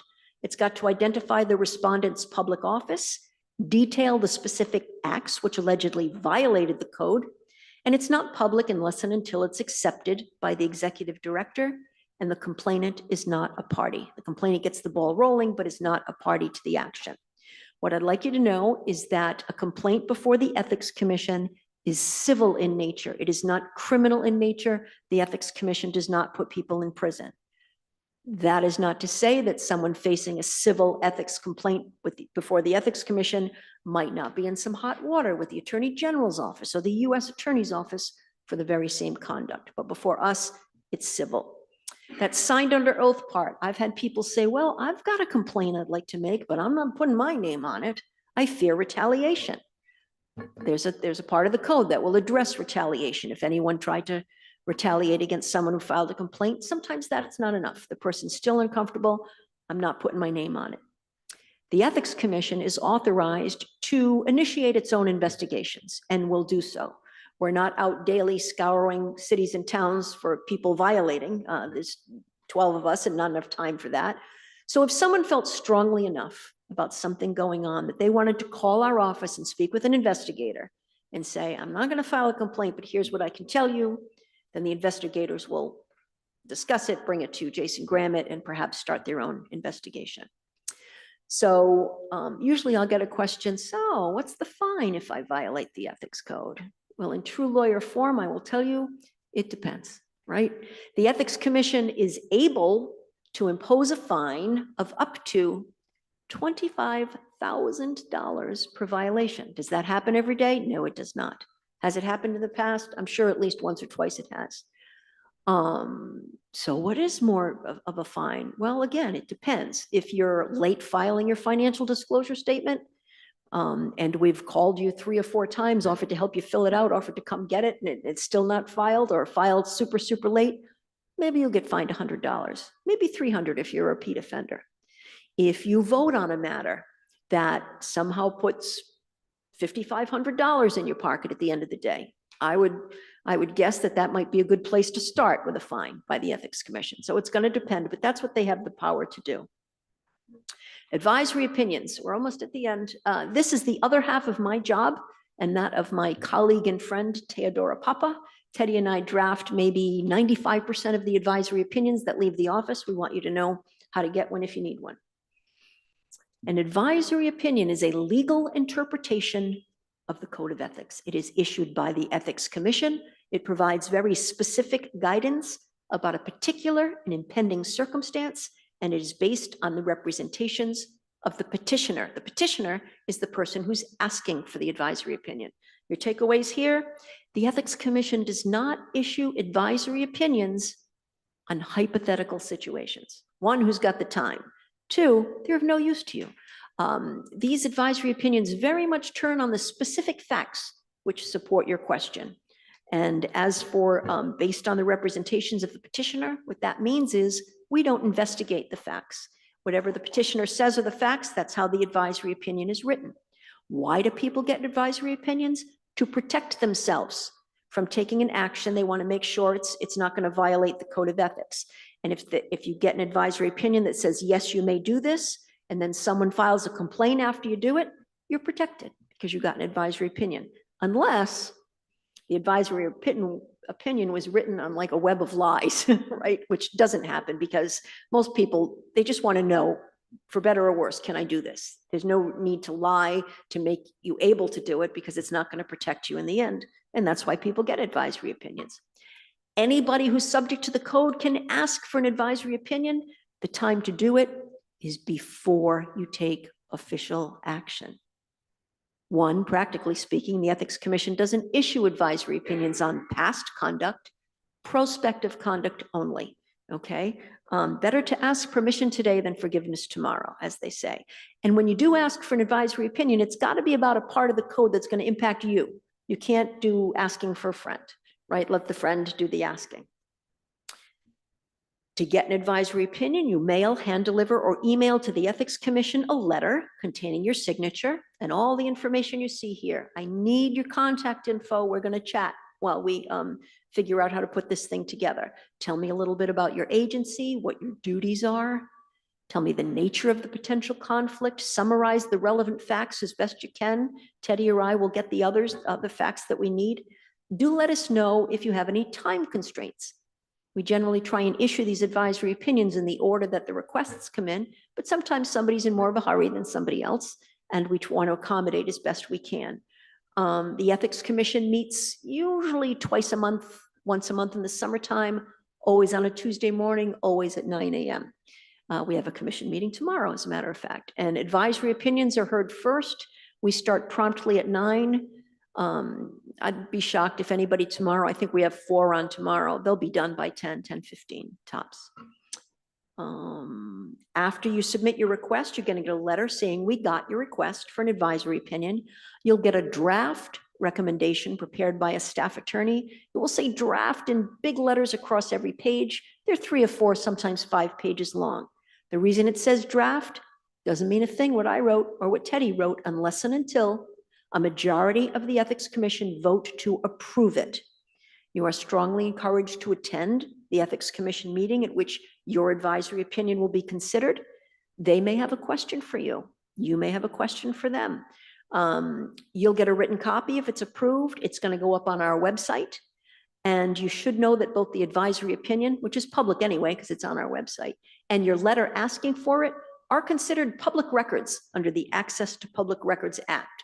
So if someone were to call the office and say, I'd like a copy of the advisory opinion issued to Lynn Radicius, along with the letter she sent in asking for it, my office would have to turn it over. Financial disclosure. These are the folks under the code that need to file financial disclosure statements. All municipal elected officials, of which you are a group. Some people wonder at these trainings, do I need to file? I've never heard of this before. If you need to file, you're aware of it, because we're aware of it. And Michelle will send you 2, 3, 60 reminders to file these things on time. So the purpose of financial disclosure, I'd like you to know that these things aren't required to embarrass, annoy, or offend anyone. Financial disclosure helps ensure people acting in the public interest do not use their public positions to further their private financial interests. They help identify any conflicts between a public official's financial interests and their public office. They increase the overall transparency in government appointments and decision-making, and they help further the public's confidence in government. And what's wrong with that? No one's going to ask you what you paid for your house. No one's going to ask you how much money you have in the bank. Those aren't the types of questions, right? It might be, do you serve as an officer or as a member of the board of directors on any private organizations? If so, please name them. Where are you employed? Not how much do you make, that sort of thing. Financial disclosure. If you need help, well, there are instructions, but if you need help, just call us. I've seen investigators sit on the phone with someone and go through every question to help them fill it out. No need to guess, okay? The other thing about financial disclosure, they are due the last Friday in April. This year, that's the 25th. If those reminders haven't gone out yet, I'm sure they're going out very, very soon. I think that's it about financial disclosure. Oh, Gary Petraka from my office has said, please let people know you must continue to file for 1 calendar year after you leave office, okay? Look at us at the end of the presentation. Now, this is our contact information. This is when I invite you to ask questions, and sometimes I can hear people thinking 2 different things. The first thing people are thinking is, question, you just ran through that so fast. I don't know what half of what you said. I do not have a question. Thank you very much. That's okay. You might at some point when you get a gift and you say, I don't know what Lynn said, but there's something about gifts in that book. I'm going to call her. That's fine. Other people say, yeah, I have a question. I prefer not to ask it in front of a dozen colleagues, which is why I take my time putting my jacket on when I leave. With that, are there any questions? I thank you for your kind attention and your public service. You could all be home watching Jeopardy right now, but here you sit. Any questions? Yes. Under the definition of family, Yes. it stated a niece. I have a niece that's Cranston Public School teacher. When the budget comes, the school department budget is part of our main budget we take a vote on. Does it need to be all rated for me to vote and me not vote on the school department, or can I vote on it? That's a really good question. And that is more like ethics, 202, right? Which is good because you've understood this to ask that. When it comes to, Some yes. people have wives that are teachers too. Yes, so. excellent. This happens in every town. So here's the deal when it comes to contract negotiation or budget.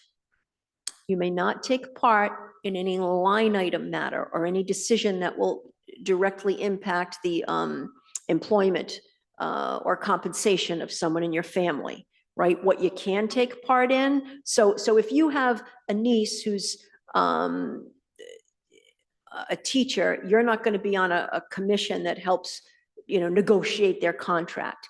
What you can do is when it comes before you as a yay or nay vote on the entire contract or the entire budget, you're okay. Okay. Is that what he said? Good. Yes. Yes, whether by blood, marriage, or adoption. So a nephew-in-law married to your niece or nephew would be by marriage. Yeah, excellent. Yes, ma'am. Yes.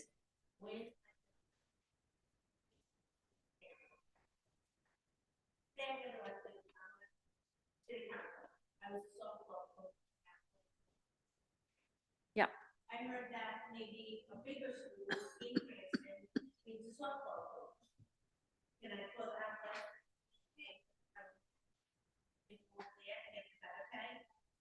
No, in fact, there are a couple of reasons you can't. So you're on the Cranston City Council. So you may not accept employment with any other municipal agency in the municipality in which you serve. So the high school wants a coach and it's got a stipend, even if it's a small stipend. You can't. Now, what some people have done, what some people do, is they waive the stipend and they've gotten special permission to do it. But you need to go before the Ethics Commission to get permission to do that. Good question. Yes.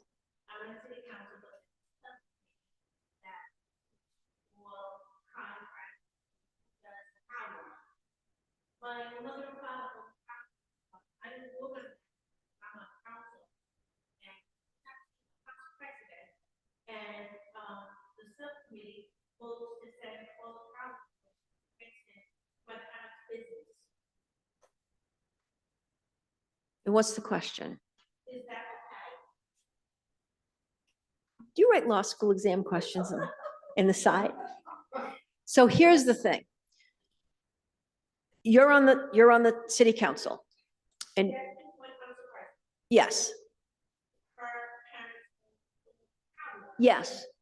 She's not on the contract, but you know, other people that she put there. Oh, yeah. $16,000 contract. for the police group. So, but in this scenario, Jessica's recused. Right, of course. So let's say you're in a position to vote on whether to have her parents' car wash do all the car washing. And your relationship to to Jessica's parents is what? Are you related by blood, marriage, or adoption? No.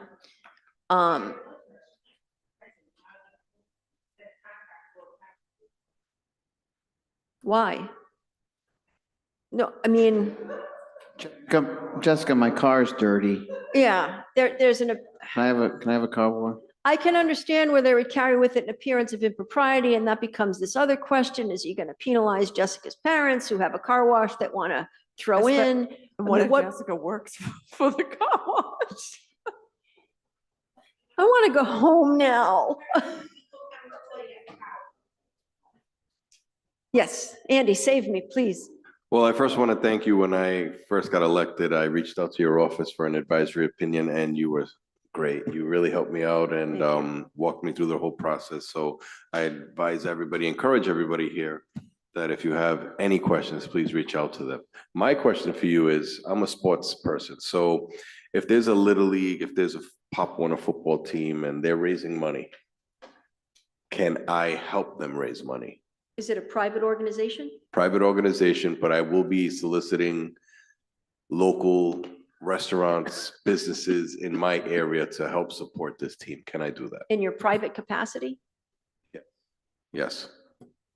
But I am the council person of the area. So imagine me going to the local Dunkin' Donuts and saying, hey, the Edgewood Eagles, let's say, for instance, are raising money. Can you buy a sponsorship?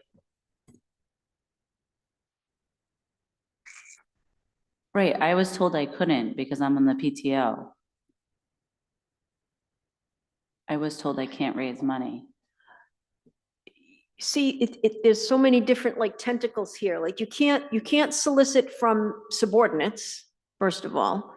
And if this private organization that you're involved with, if you're an officer on the board of directors, if that's your business associate, you can't take official action on stuff.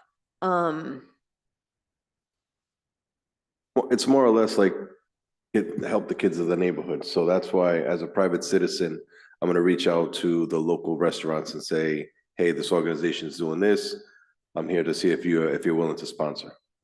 And but are you using your office to do it? No, I mean, I'm not, me as a person just walking in, but I am also the council person of the area. Or would you recommend me going outside of my council area to solicit funds. That would be much better. So I'd be going to Ward 1, she'd be going to Ward 3. So what specifically was your Deal. question to the commission where you were told not to do something? Well, no, I didn't ask the commission. Oh. I was just in general, I'm the PTO co-president. Every year I run a raffle calendar.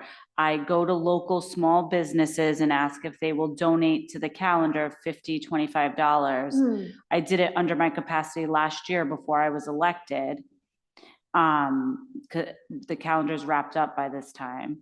And I was told that this next year, just in general, that I would not be able to go around to my local businesses and ask for a $25, $50 donation, because I mean, I'm not going as a city council person, I'm going as a PTO co-president, but they know I'm a city council person. Yeah, yeah, and that's kind of like, it's almost like gifts, right? You can't accept gifts, but they're not for you, but they're given to you for you to give to somebody else.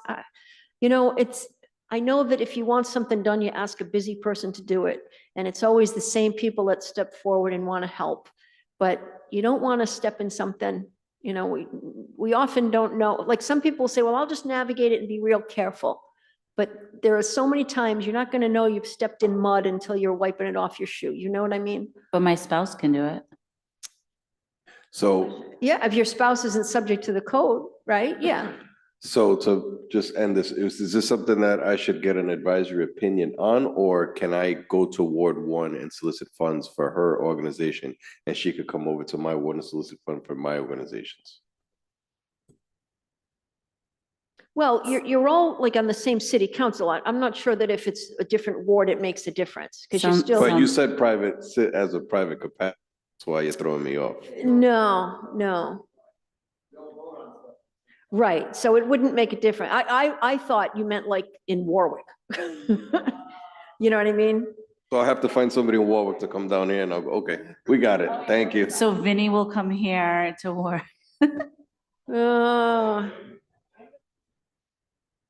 If it's an actual pending matter, you can get an advisory opinion, right?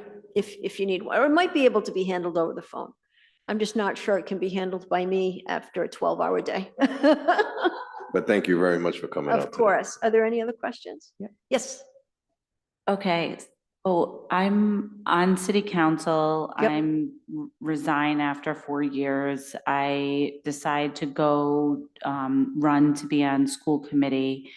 Can somebody who came before city council for like a development or an ordinance donate to my campaign? That's not my table. That is campaign finance, Board of Elections. I don't know those rules. But if you leave, I just, when you say leave city council, I'm just thinking like revolving door issues, so. That's what I'm thinking, like we call it the cooling off period or Yes. whatever. Yeah. So, yeah, I was just wondering if there's any like timeline before somebody who came before you can donate to you. That I don't know. That would be campaign contributions. But I know that if you leave the city council, you have to wait a year before you go before the city council to ask for anything, unless you get a hardship exception. Any other questions? Nope. I do want to say for the record, my parents do not own a car wash. Nor do I or anyone in my family. Thank you for the hypothetical, Councilwoman Heroyan. Yeah. As is mine. There are many Cranston businesses that operate car washes. They'll be very happy for your business, Councilman Bonanno. It's $5 in Ward 3 at the car wash a month, so unlimited $5 for the next 3 months, just letting everybody know. Well, thank you very much, Ms. Thank you. Ritchie-Case. Thank you. It's That been was my pleasure. Have enlightening a to all. wonderful We night. really appreciate it. Thanks. Thank you. At this time, I'll take a motion to adjourn. Motion to adjourn. Second. Question, none, and all those in favor, say aye. Aye. Any opposed? No. Good evening. And next up, we have Safety Services. So if you are on Zoom, please hold on and we will convene Safety Services in 5 minutes. Thank you very much for your patience.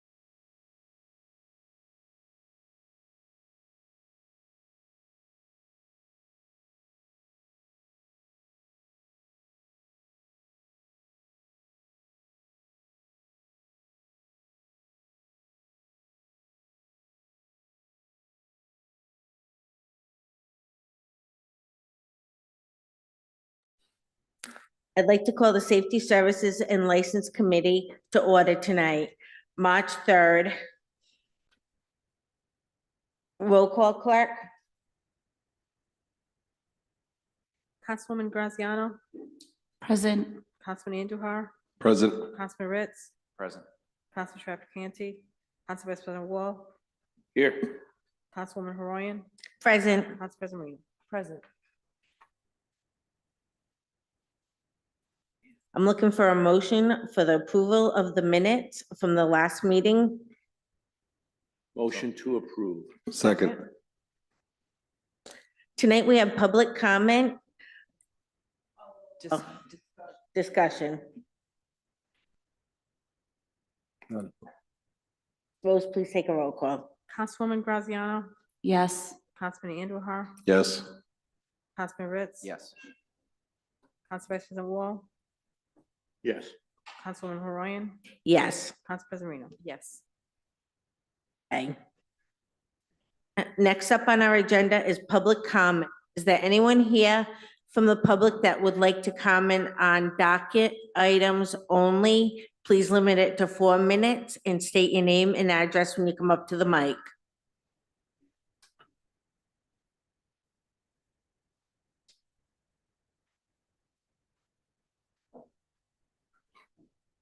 Just state your name, address. Please state your name and address, 4 minutes.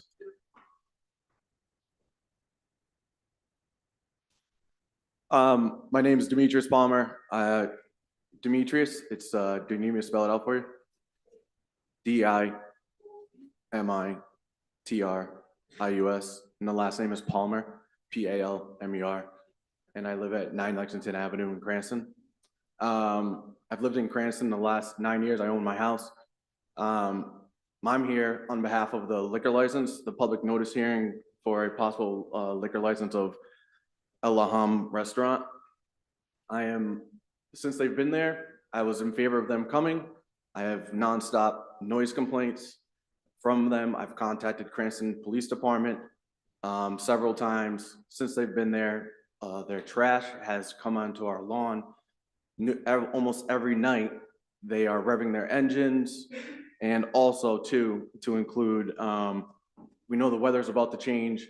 They're constantly outside. Their website says that they're supposed to be open till 2 a.m. And I thought in Cranston, it's only 1 a.m. for restaurants. So we have them past 2 a.m. constantly at our house. We know that if a liquor license does occur, up to accidents, we have a dance studio right there with children as well too. With the trash being, we constantly have trash, and next that would be liquor or alcoholic beverages next. And as I said, we have tons of vehicles that are revving their engines when they depart from the establishment. And next, we don't need any fatalities in our neighborhood. We live on the residential side, and we know that Ralph Square is commercial, some of it. And we like our residents. Like our neighbors enjoy our time there. Additionally, multiple times I had to call Cranston Police Department because they're power washing their vents on top of their house at 3 in the morning, 4 in the morning.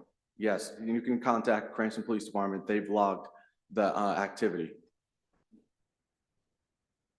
You've taken the time to come. I have calls and emails from constituents with the same concerns. Last summer, I did receive multiple calls and concerns also. Thank you. Anyone else for public comment?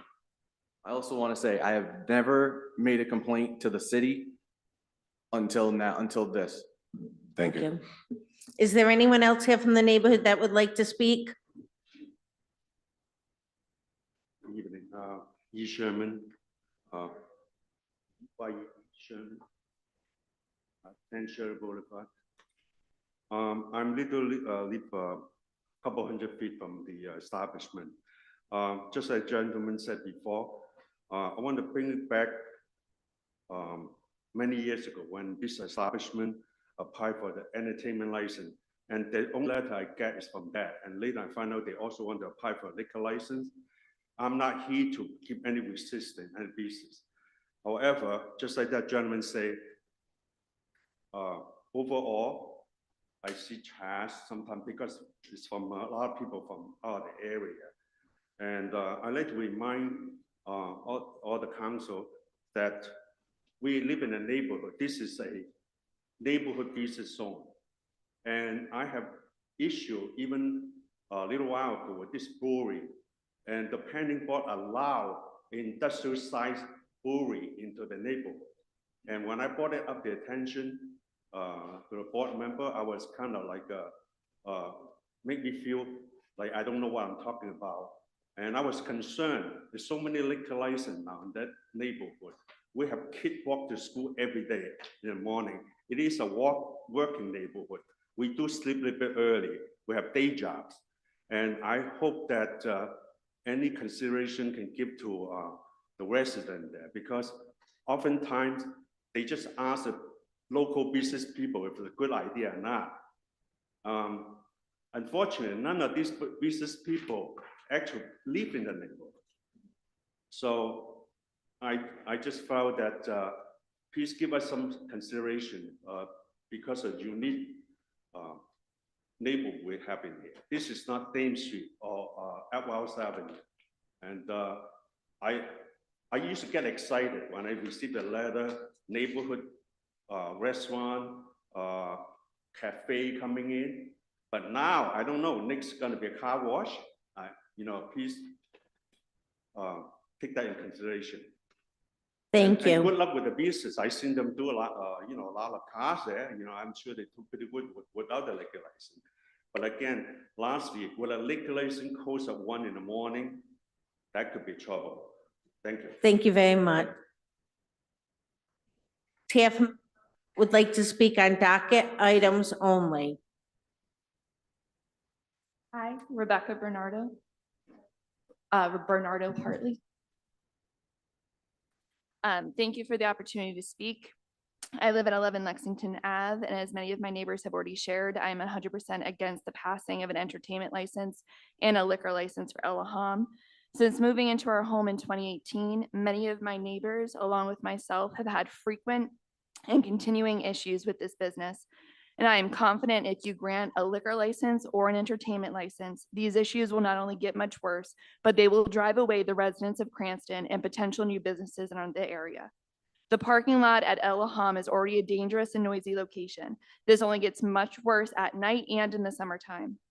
On more than one occasion, excuse me, I have witnessed a pedestrian almost get hit by a car pulling out of or into this parking lot to go to Eloham, as patrons drive without any regard for the fact that they are in a neighborhood.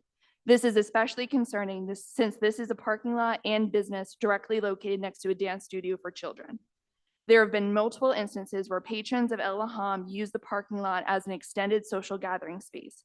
Many of my neighbors have had to make noise complaints around music being played too loudly in the parking lot at all hours of the night, revving of engines while parked, and loud confrontations taking place among patrons.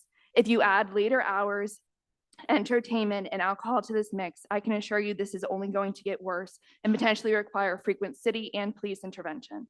My husband and I frequently walk Rolfe Square to support local restaurants and simply enjoy our neighborhood. Eloham is the only business on Rolfe Square that we have seen have a complete disregard for basic upkeep. They have a serious and consistent trash issue where the parking lot, entrance, and sidewalk directly in front of them are littered with trash, to the point that my husband and I would cross the street while walking our dog, and we have seen other dog owners and families do the same, out of fear for what she would step on or potentially ingest. This is especially concerning since it is up to the residents and businesses to take action and maintain our yards and spaces to try and combat the serious rat infestation affecting our city. This is not a business that has shown they care about Rolfe Square or the residents of Cranston. To grant these licenses would be encouragement for them to continue to disregard the significant revitalization efforts the city has made, along with frequent pleas of local residents. They are operating a business in our neighborhood, the space where we as residents are trying to live our lives and enjoy our homes.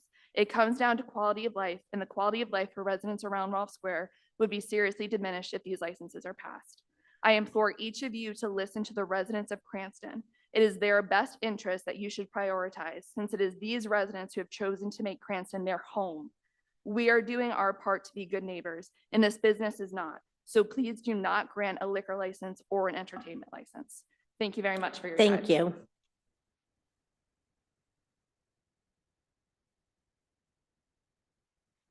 Hi, Ethan Hartley, also of 11 Lexington Avenue.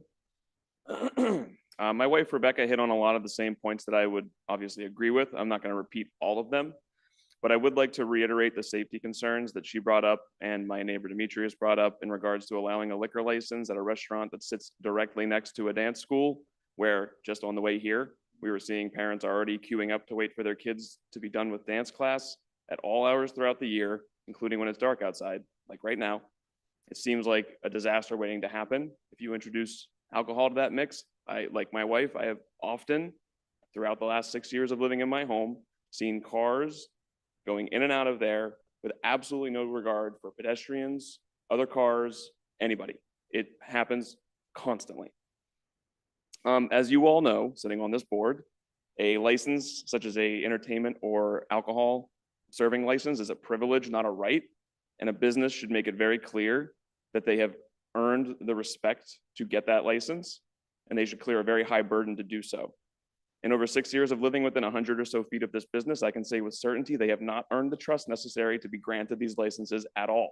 I have zero faith that this business would wield an entertainment license with any amount of respect for the surrounding neighbors, because they've shown no such respect for the neighborhood up to this point. The outcome of this hearing might not mean anything to someone who doesn't live in my neighborhood, but for me and my neighbors, this is about our quality of life. We didn't buy our homes to live next door to a club-like atmosphere or whatever it winds up being that belongs somewhere either in downtown Providence or elsewhere. If you grant this license, it would mean not being able to sleep with our windows open when the weather finally gets nice. It would mean when weather finally gets nice outside and we could spend some time outside with friends or family, we have to worry about noise and music that we didn't choose and have no ability to ignore. It would make us consider or reconsider if the Cranston we invested in back when we were excitedly choosing where to buy our first home is even the same city anymore. Please, I implore you, consider what my neighbors have said, what I have said. Do not grant these licenses. Thank you. Thank you, Mr. Hartley. Is there anyone else here from the public that would like to speak? Agenda items only. My name is Thomas Sarkeesian. I live at 437 Pontiac Avenue, which is directly across the street from the back lot of this business. And not to reiterate everything all my neighbors have spoken on, but truly, this is a restaurant that's constantly has loud vehicles pulling out at 2 a.m. I don't understand why they're there that late to begin with. And we're going to extend that, and we're going to throw some liquor on top of it. It's really such a bad idea. And I'm speaking for myself and my neighbor Ernesto Perez at 439, who couldn't make it this evening. We all got our notice to be here this evening on Saturday, by the way. And it's lucky we all got it at that time. It was dated February 8th. Just an oh, by the way. But thank you for your time. Thank you very much, Mr. Sarkeesian. Is there anyone else, public, that would like to speak in person tonight on agenda items only? Tom, is there anyone online? David Wasser.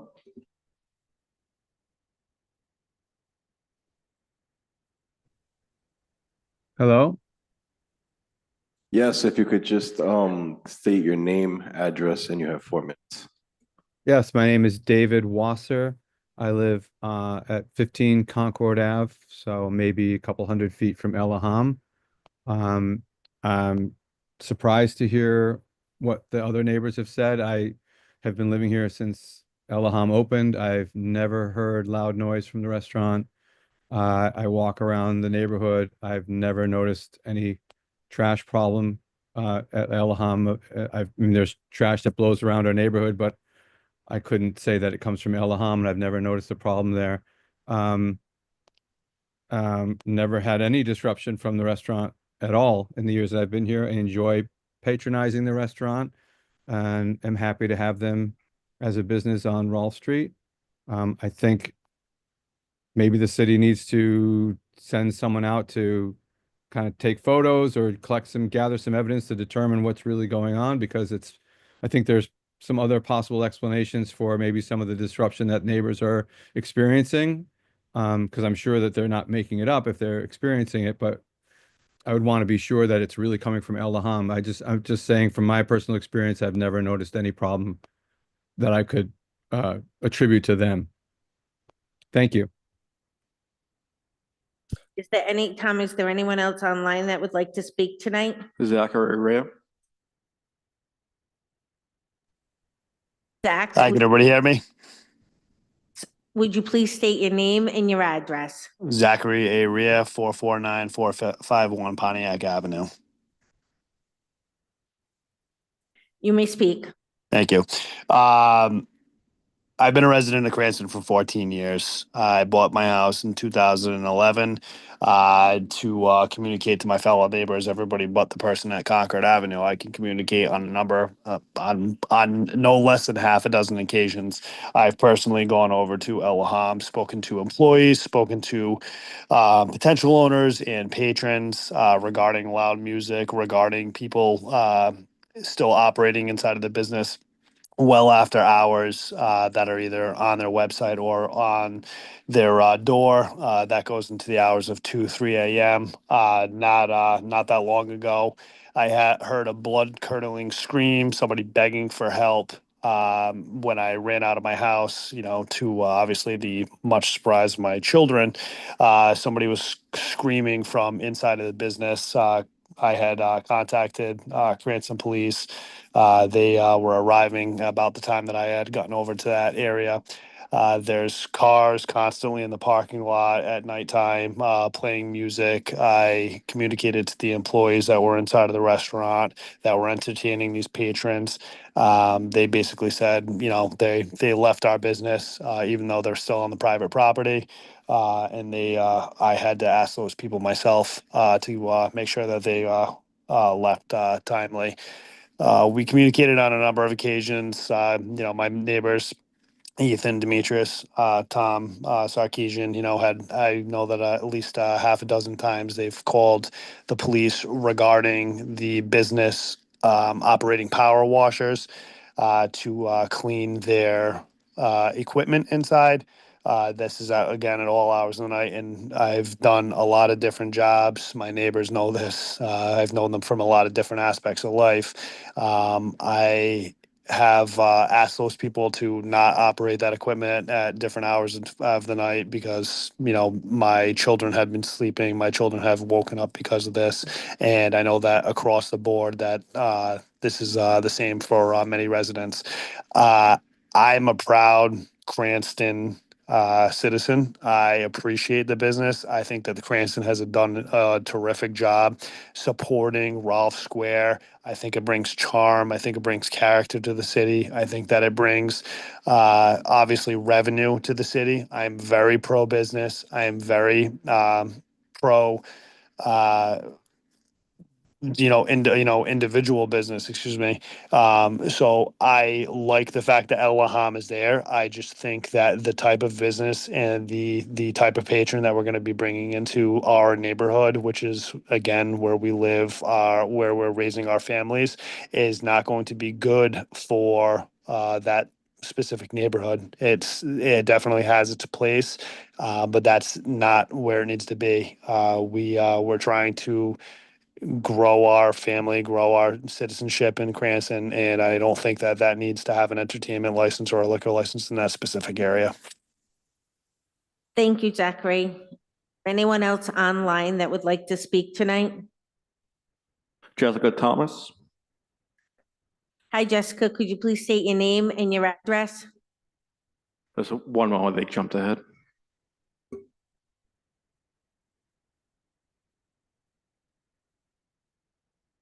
Jessica Thomas, who's the accountant. All right. Jessica, could you please state your name and your address, and then you may speak.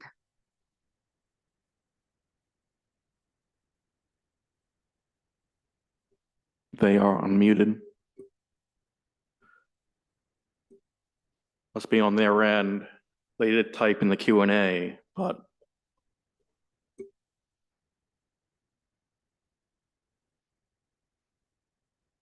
Hello?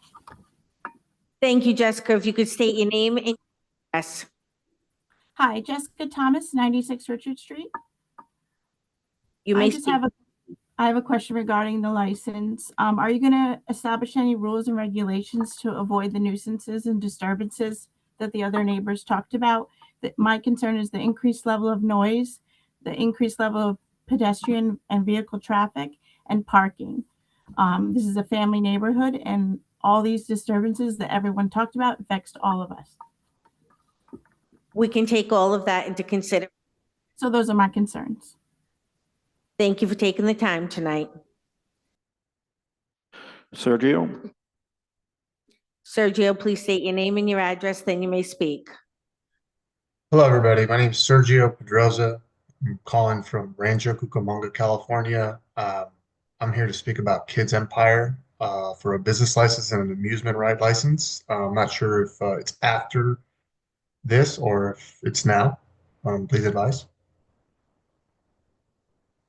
Are you the owner applying for the license? No, ma'am. I'm a project manager with Kids Empire USA. Solicitor, could he speak now? I'm sorry, I couldn't hear that. Please repeat. I'm not clear on who this gentleman is. He's coming So- before us tonight for a license later in the agenda. It's not. Oh, is that what it is? Okay. I can wait until that's the time. I think you should wait. He's the Yes, sir. Sorry, I didn't know what time. Wait until later. Absolutely. Apologies. I'll wait. Thank you. Anyone else from the public that would like to speak tonight on agenda items only? I'm seeing no other public comment. Public comment is now closed. Okay, Rose, have you received, it states here there's a Rhode Island Division of Taxation letter missing. Have you received that? Yes, the applicant provided us with the original. I made a copy of it earlier this morning. Okay. Solicitor? I was going to say we should call the applicants up and then swear them. Where Yes. are the business owners here? You've come to state full name, your address, and you are being sworn into the record. So speak slowly so she can type your names. My name is. I'm sorry, through the chair. I don't mean to interrupt. We have not received there. I thought you were on the first item. But this is Alham, correct? No, we have not received their certificate. Okay. Could you state your names and your address, please, and be sworn in? Yes, Hanna Kosseifi. Hanna, first name, last name Kosseifi. And the address? 80 Woods Lane, Cranston, Rhode Island, 02921. Charbel, Charbel,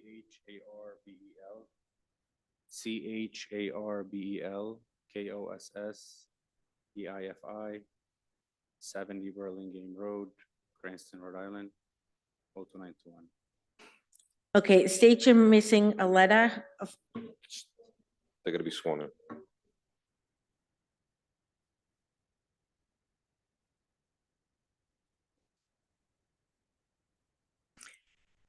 tonight you're asking for a liquor license, but it states you're missing, you have an outstanding item from the Rhode Island Division of Taxation, a letter of good standing. Is there anything you'd like this committee to know? This is a new corporation. We're buying the business. We're not associated with this owner whatsoever.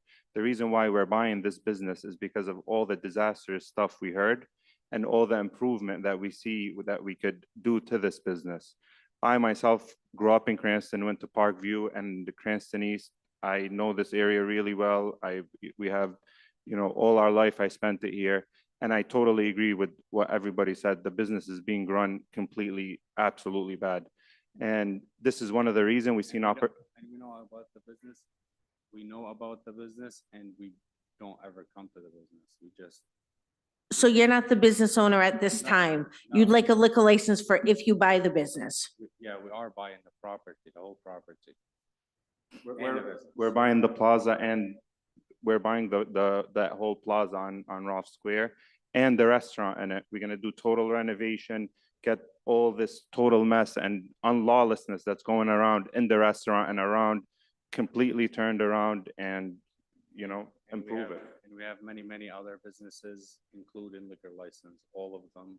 And we've been in business for probably about 18, 20 years, and we have not yet have one problem till today. Not ever. gotten a Okay, problem. hold on one second. Clerk, did I receive notification today that the owners came in and were considering selling the business and the sale fell through? I'm sorry, I have a email. Did you want, I have a copy of it. I haven't had a chance to read it.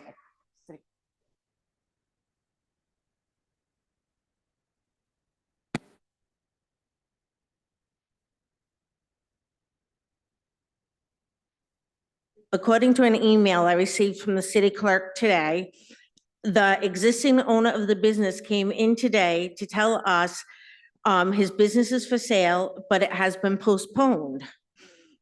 The purchase had provided us with a purchase and sales when they applied for a new license as required for license. I think the current owner is concerned that once the licenses are approved, his victory license would no longer be valid. If the sale fell through completely, he would be unable to operate business. I explained why we cannot have two active licenses.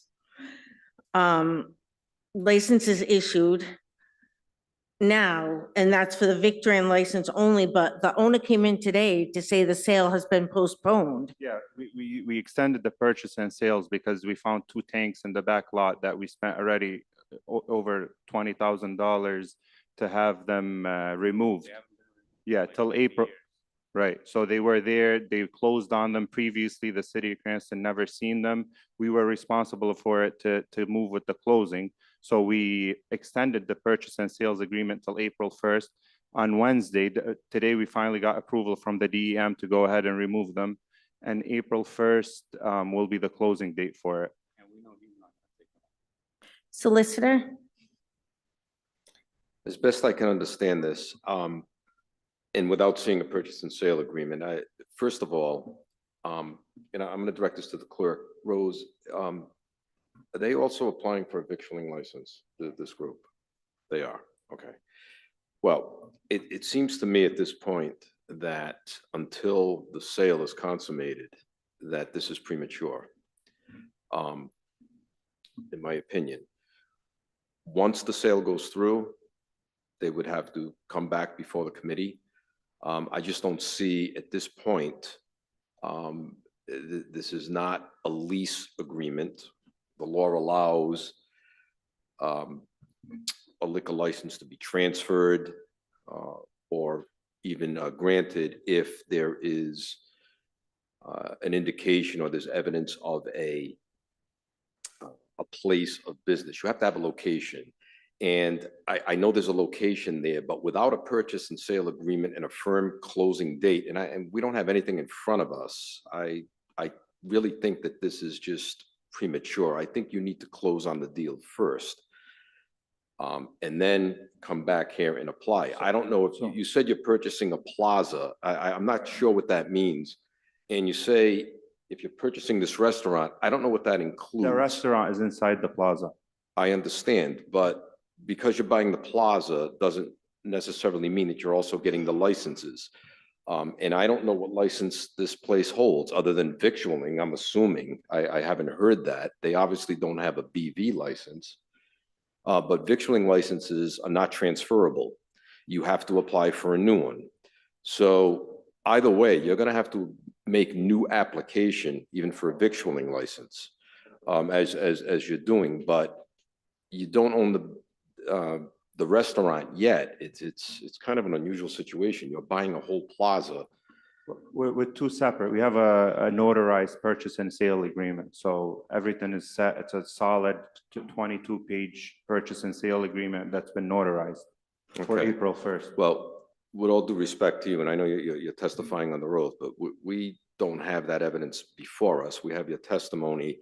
But even if that were the fact, there could be another delay that could fall through. We don't know. A lot can happen between now and April 1st. It just seems to me, from a legal standpoint, that you should close first. But, You're kind of putting the cart before the horse. But What if- good is a license? Let me finish. Licenses aren't going to do you any good. Now, if this committee were to grant the license, it does you no good unless and until you close on your business deal. So why would the committee at this point grant this license? And also, I believe there's another concern, and I'll segue into Councilman Andujar brought up a point that there is a place of worship, I believe, within 200 feet of this restaurant. Now, I don't know, I haven't gone out there and personally taken a measurement, but that's something that we have to look into, because if that is the case, Rhode Island law, and it's 3-7-19, I believe, forbids the granting of a B license within 200 feet of a place of worship. So there's some investigation that still needs to be done on this. And I'm directing this at the committee. I think it would be premature for the committee to act on this at this time. I agree. I would like to say something. I live 6 streets from that and received phone calls, a text last summer at 2 a.m. for an event going on in the parking lot with no respect for the neighborhood, where I could hear it at my home. I have received many calls from people calling the police. We would welcome new owners in the neighborhood. But I think at this point, we have to just put this on hold. But my one question is, like, what if we go and we sign on the business? What, do we shut the place down till we get approved? Like, so how, like, once we close on, if we were to close on the business and we don't have license to operate and the owner, this current owner is out of the picture, what would happen? Well, he doesn't have a liquor license, I don't believe. How about the sales and? The victoring license, I'd have to refer the solicitor. Council President Jessica. If I could, before you jump in, I just want to say a couple of things. One is the solicitor has already done a very good job through the chairman of explaining the situation. There is nothing for us to vote on tonight because you do not own that business. And with that being the case, I'm going to ask the solicitor if he thinks it's best if we continue this, given that they're saying there's an April 1st closing, continue this to next month's safety service meetings and see where it stands there. I see him nodding his head. And then Yeah. I've got something else I want to say after that. Go ahead. Sure, I think that would be a good idea, considering that our meetings are immediately after the 1st of the month. I don't know when it falls in April. Okay, I think that makes sense. The other thing I'm just wanted to say is that I can tell you that in my prior 2 terms on council and this term, thus far, I can't remember a situation where we had this many residents complaining about a business looking to obtain a license. And the fact that that has been presented tonight, I know myself, I am not inclined to grant a liquor license over the cap to the current owner of that business or the new owner until improvements are made with respect to that establishment. And the last thing I'll say is to the members of the public tonight, we cannot be everywhere, but we are here to represent you. And I know myself and the other council members take great pride in that. So you need to communicate to us so that we know that there's an issue, and we do have tools available to us through show cause hearings to bring in businesses if they are not in compliance, and we will gladly do that. I'm sure Chairwoman Haroyan would do that as well. So if through the chair, do you want me to make a motion to continue this? Yes, next month? please. Okay, yep, I'll move to continue this next month. Second. Any discussion? Clerk, please take a roll call. Councilwoman Graziano? Yes. Councilman Andujar? Yes. Councilman Ritz? Yes. Council Vice President Wall? Yes. Councilwoman Haroyan? Yes. Council President Marino? Yes.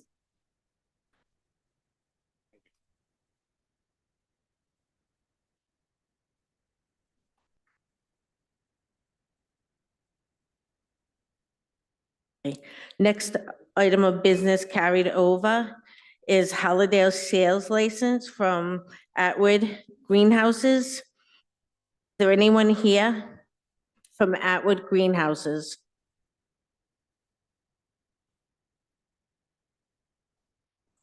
Council President? Thank you. In terms of the Rhode Island retail sales permit to the clerk, has that been produced yet or is that still outstanding? It's still outstanding. Okay, and then I just have another question for the solicitor. We don't normally require for renewals of this kind for them to appear, or am I wrong? Do we? That's, I just want a clarification on. This is a new license, I believe, correct? This isn't a renewal, but you're right. Normally on renewals, we don't. Okay, thank you. Just the distinction. So, yep, thanks. Okay. Could I please have a motion to carry that over? Motion to continue to next month. Yep. Second. Any discussion? Clerk, may I please have a roll call? Councilwoman Graziano, Yes. Councilman Andujar, Yes. Councilman Ritz. Yes. Council Vice President Wall, Yes. Councilwoman Haroyan. Yes. Council President Marino. Yes. Next item is J Co-op doing business as Classic Liquors at 1358 Plainfield Pike. Is there anyone here from them? Would you please state your name, your address for the record? Joseph Nemi, 1358 Plainfield Street. NEHME. MB. I have my retail sales permit. You have your retail sales permit? Yes, ma'am. Okay, So I think that's what the letter said that I needed to provide for the holiday sale. So I bought it earlier and they made a copy of it for me. So okay. that's all I have. Clerk, you have it? Yes, that I have. And the hours of your business? 9 a.m. to 10 p.m. Okay, and Sundays 10 a.m. to 6 p.m. okay. Could I please have a motion to approve? Motion to approve. Second. Any discussion? Clerk, may I please have a roll call? Councilwoman Graziano, Yes. Councilman Andujar, Yes. Councilman Ritz. Yes. Council Vice President Wall, Yes. Councilwoman Haroyan. Yes. Council President Marino. Thank you. Yes. You're welcome. Have a good night.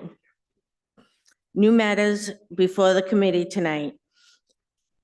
Number A, we're gonna do additional hours of Victorian license, Cumberland Farms, doing business as Cumberland Farms at 921 Cranston Street.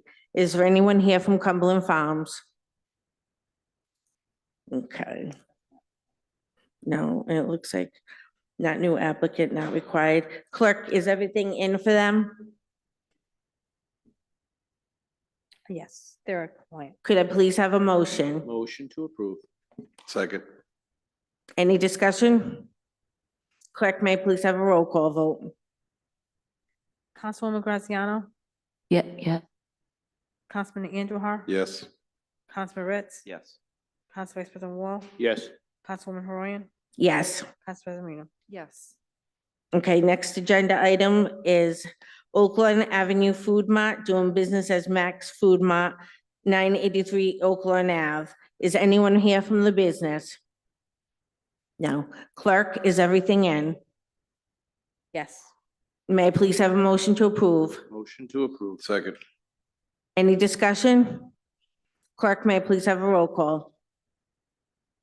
Councilwoman Graziano, Yes. Councilman Andujar, Yes. Councilman Ritz, Yes.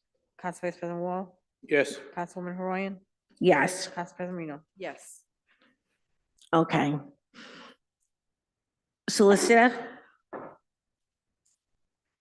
B through E, may I? Oh, no, B through D. Can we block them? Well, what I would prefer you do is go B, C, D, and E. Do them individually because these are new matters. F is a double, that can be done as a block if you want, but it might be quick, in all honesty, to just do them one at a time. There's only 2 items there, an F.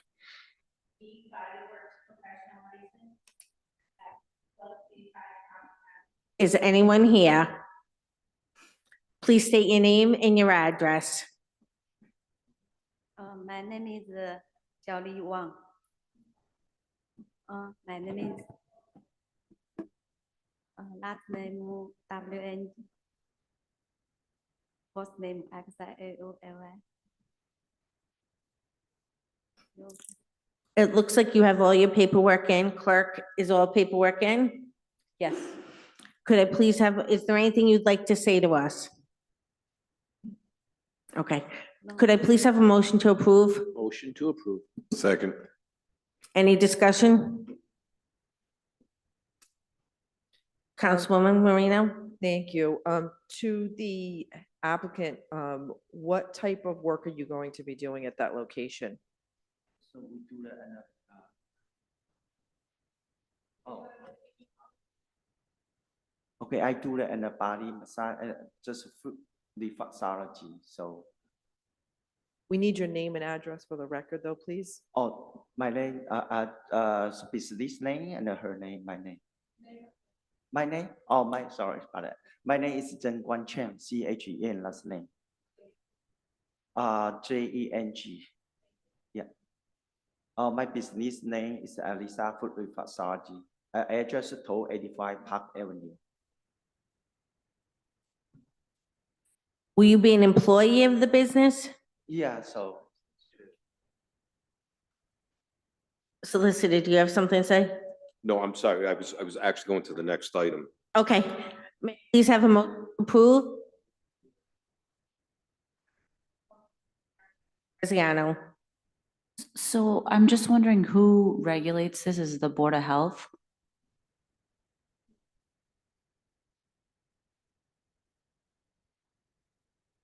Is this exempt because it's Body Works?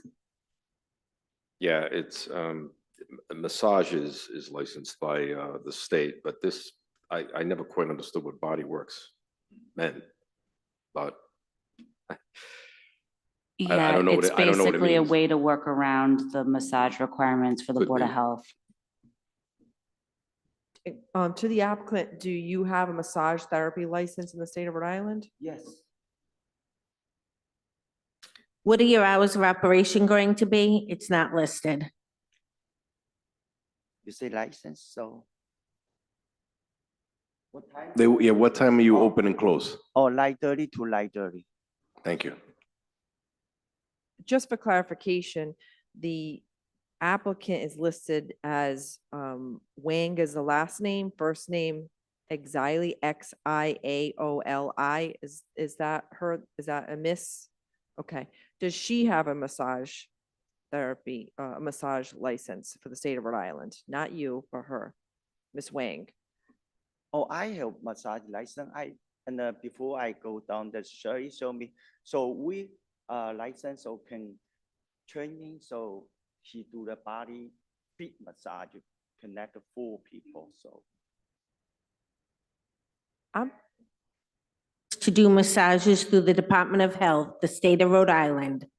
it's only me. So yeah, She can't operate then if she doesn't have a license, correct? yeah, So she'll be just the business owner? yes. So he just do the feet massage. So.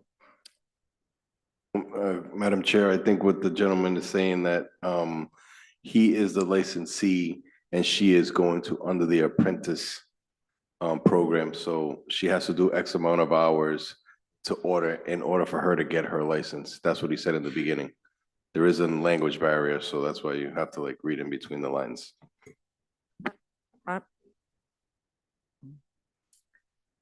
Council President? Thank you, the chair. I was just speaking with the solicitor. We do have grounds. If we believe that, I know how I'm thinking, and that's why I asked those questions.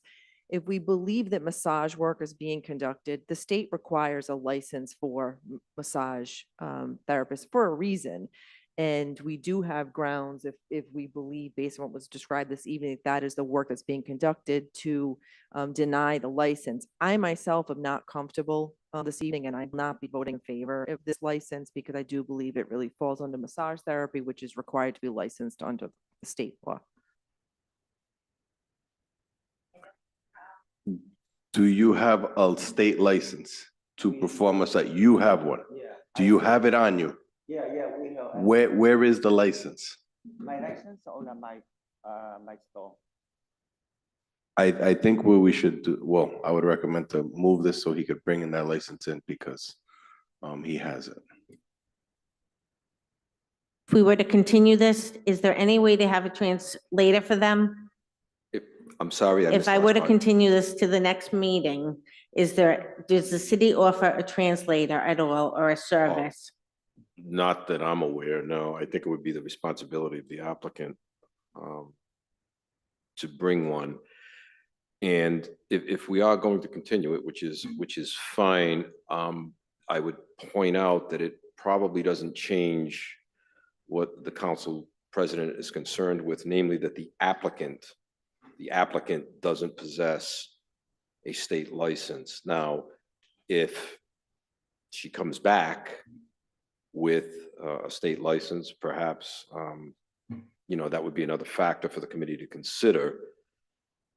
But short of that, it would seem that, and again, this is a fact issue. If the committee believes it's really a massage type of business as opposed to Body Works, I think that you're well within your discretion not to grant the license. And also, I think what we're going to need to do next time, if we're going to submit documents, we're going to have to swear these witnesses in under oath, because this does seem to be some hesitation here. We need a clean record. Okay. There seems to be concern that, Councilman Underhouse. Mr. Solicitor, I have a question for you. If this is almost like a beauty salon, the manager does not need to be a hairdresser, correct? That's correct. So in this situation, the manager of the business is here, the licensee is here. He has a state license. I don't understand what's going on here. Through the chair, can I just make a statement? Yes. So the application, as the applicant of the business, is the woman, I can't pronounce her last name, Wong, Miss Wong. She's the applicant, so she is the business owner. Not So if I own a beauty salon and I'm the man and I'm the owner, I don't need I don't need to be a beautician. I don't need a license. I can't answer that. We don't license. That's what the Wong, solicitor just said. So what I'm also understanding is that this is a Body Works personnel license, but he did say he's going to do a massage. So he basically opened up his own can of worms. And he said right? she was going to do a massage. Okay. Exactly. But what he said was she was under the apprentice program. Did not hear that. Okay, that's what I heard. So what I'm saying is, and I hate to make people the guinea pig. They spend money, they work hours, they have a dream. I would say we need to change this and get rid of Body Works and just make it massage so people come in with their licenses. Because I understand a council person did say that it's a loophole.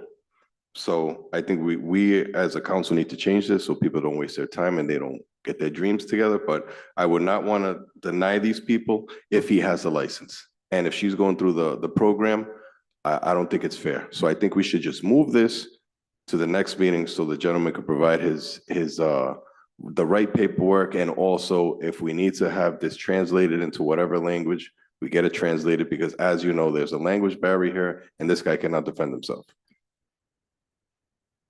Like I said, I know I'm not a member of this committee, but I believe, and perhaps solicitor, correct me if I'm incorrect, or maybe some more tenured council folks, but I believe that the Body Works license was added when it was added to add an additional sort of layer for massage licenses. It's not, I don't believe it was added as a loophole. I think it was added as more of a safeguard to prevent some of the nefarious activity that could be construed as happening at certain massage establishments.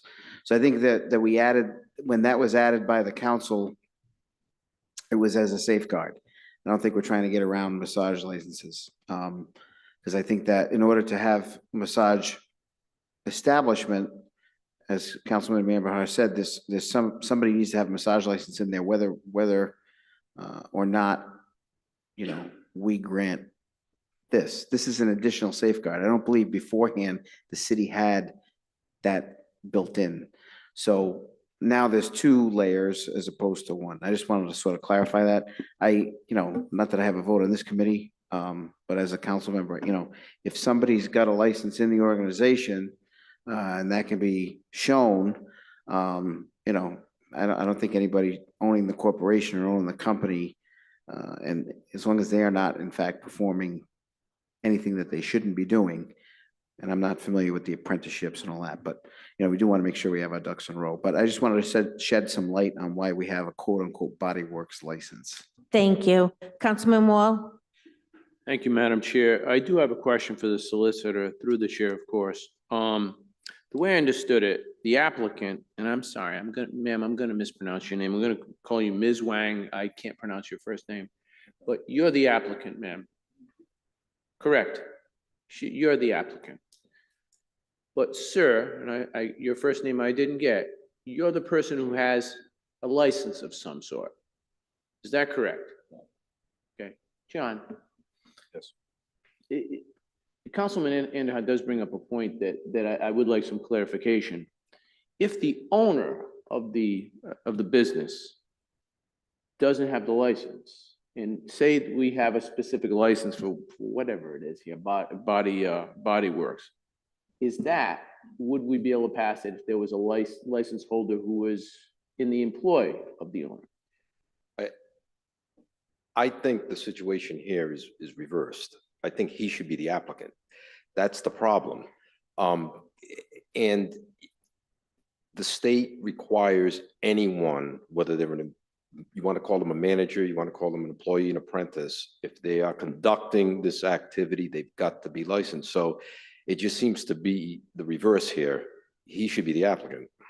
So, and I was kind of a roundabout going in that direction. No matter, even if we do continue another month, it's not going to meet the requirements unless the license holder is applying here. And we'd have to rectify that, or wouldn't be any point coming back at all.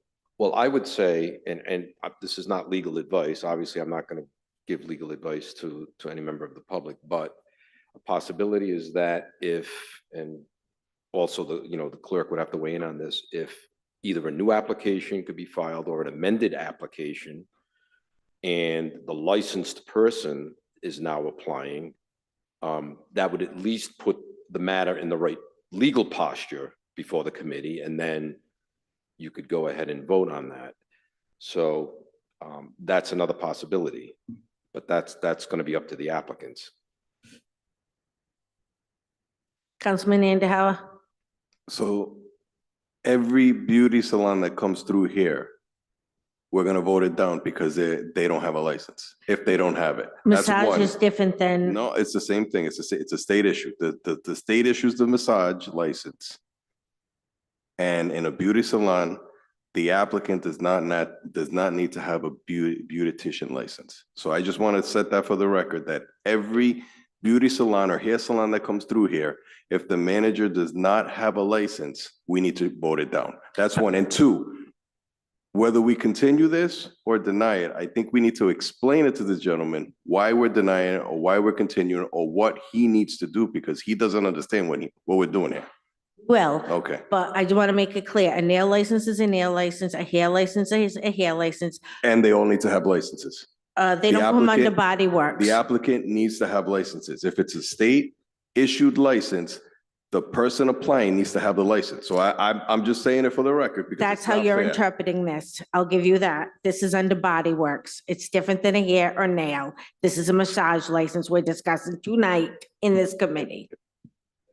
Chair, if I may intervene, just because I think and I understand Councilman Andahar's concern. Just to be very clear here, the only reason that I am opining that as the applicant, she should have a license is because it's been represented to this committee that she was going to be engaging in massage. So that's not the same thing. If the testimony were this, she is just the manager of this establishment, that would have been completely different. But the gentleman indicated that she was going to be hands-on, no pun intended, but a hands-on participant here. She's not just a manager. So I think that's the distinction and that's what's causing the difficulty. Had they not said that, and, you know, had the representation been, she's applying, this is her business, the gentleman is going to be conducting the activity and he's licensed, there'd be no problem.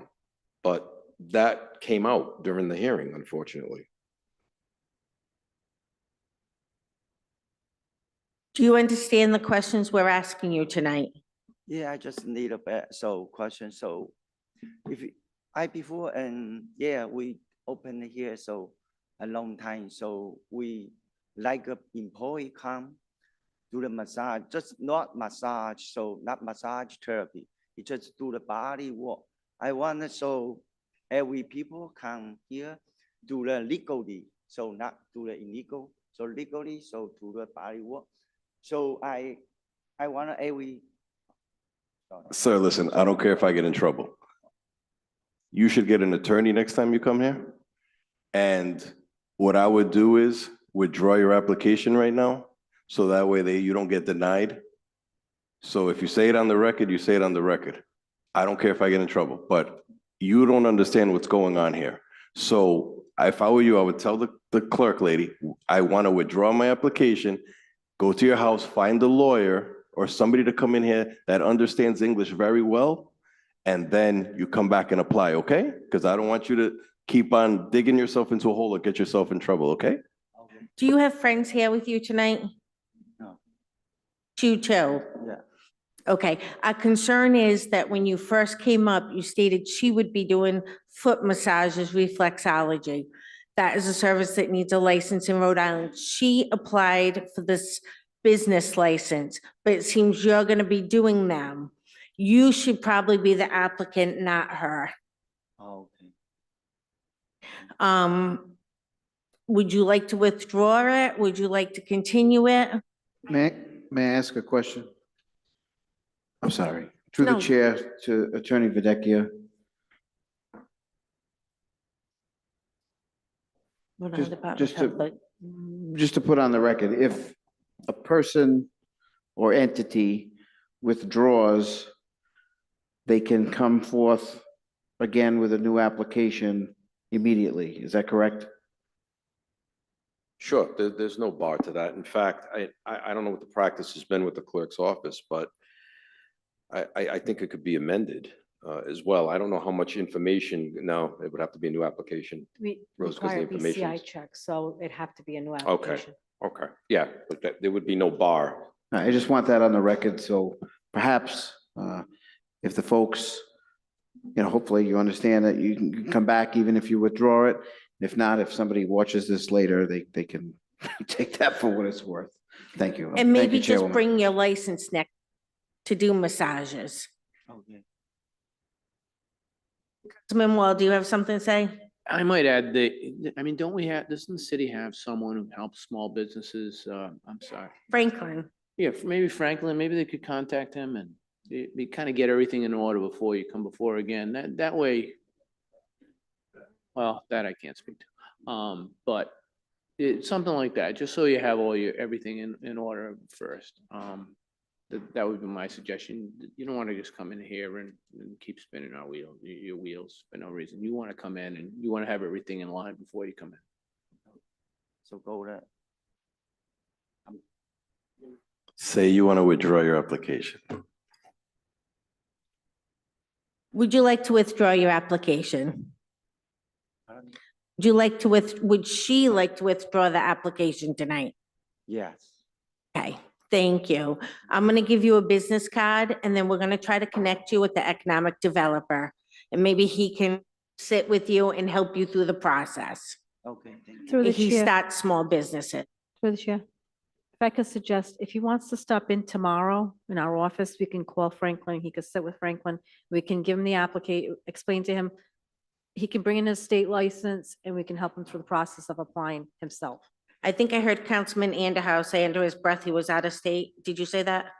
I think you should withdraw your application, sir. Or ma'am, I think you should come to the microphone, say you want to withdraw your application, and He then did. We're past that. find somebody that speaks English very well, or get an attorney and come back.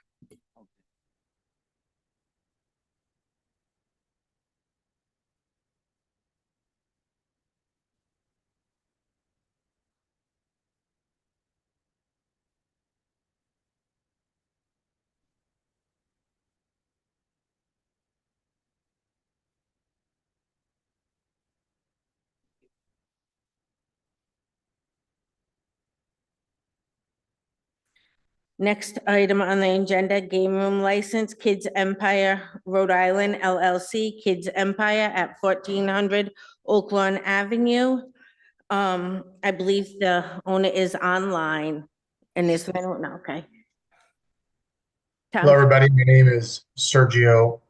I am not the owner. I'm a project manager for Kids Empire. I am currently in California, Rancho Cucamonga. But yes, our location is off of 1400 Oakland Avenue, Unit 1, Cranston, Rhode Island, 02920. And I'm here today because I applied for a business license and an amusement ride license, which is what we do for our company. Could you tell me a little bit about the business, please? Yeah. So Kids Empire is a indoor kid playground. We have two big structures indoors, 12 years and under, one for little kiddies, and the other one for the bigger kids. It's like 3-story structure. We have ball pit slides, mazes. We have some amusement stuff, like some motos, little tiny motos. And we have like some crane stuff. We have a mascot. Yeah, our NAICS code is 71399, all other amusement and recreation industries. Okay, thank you. Does anyone have any questions for him? May I please have a motion to approve? Motion to approve. Second. Any discussion? Clerk, may I please have a roll call? Councilwoman Graziano? Yes. Councilman Andujar? Yes. Councilman Ritz? Yes. Council Vice President Wall? Yes. Councilwoman Horoyan? Yes. Council President Marino? Yes. You. Next, sales license, 3/3 LLC, Cranston Wine and Spirits, located at 1285 Park Avenue. Good evening, Brian LaPlante, the owner of the facility. Okay, do you have anything to tell us tonight, Brian? Nothing, I'm the new owner, and as you know, I obtained the transfer from M's, and I'm simply asking for a holiday license. All paperwork's in? Can I please have a motion to Motion to approve? Second. Any discussion? Clerk, may I please have a roll call vote? Councilwoman Graziano? Yes. Councilman Andujar? Yes. Councilman Ritz? Yes. Council Vice President Wall? Yes. Councilwoman Horoyan? Yes. Council President Marino? Yes. All set, enjoy. Thank you very much. Bye-bye.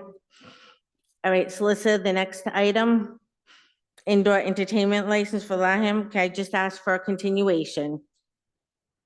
Would make sense, yes. Motion to Nobody here continue. from that. Could I please ask for a motion to continue that till our next meeting? Motion to continue to the next meeting. Second. Any discussion? Clerk, may I please have a roll call vote? Councilwoman Graziano? Yes. Councilman Andujar? Yes. Councilman Ritz? Yes. Council Vice President Wall? Yes. Councilwoman Horoyan? Yes. Council President Marino?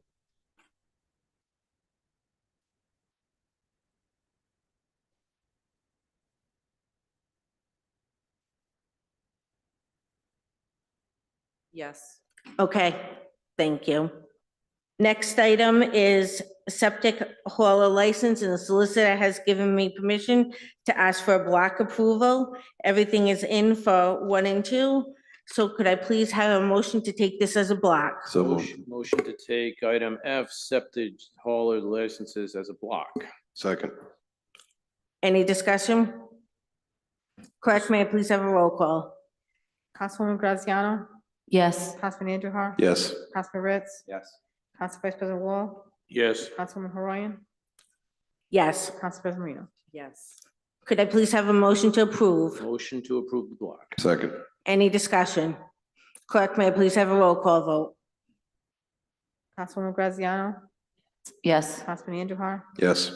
Councilman Ritz? Yes. Council Vice President Wall, Yes. Councilwoman Horoyan, Council President Marino. Yes.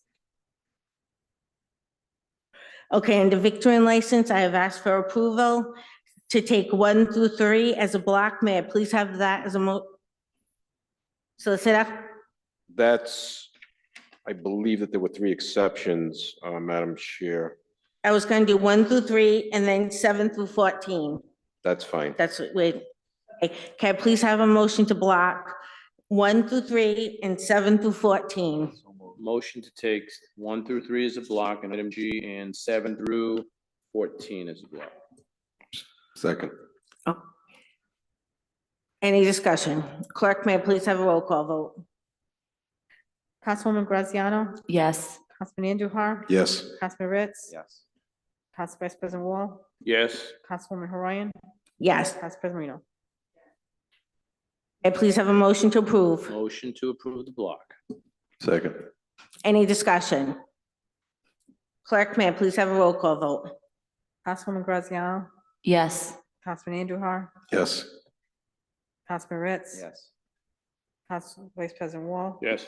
Councilwoman Horoyan, Yes. Council President Marino. Yes. Okay. Now we're gonna go to item number 4, Kaden Thai Casino located at 800 Park Avenue. Is anyone here from that business? Please come up, state your name and your address clearly. Hello, my name is Sangpet Pomasing. I got a long name. Perfect.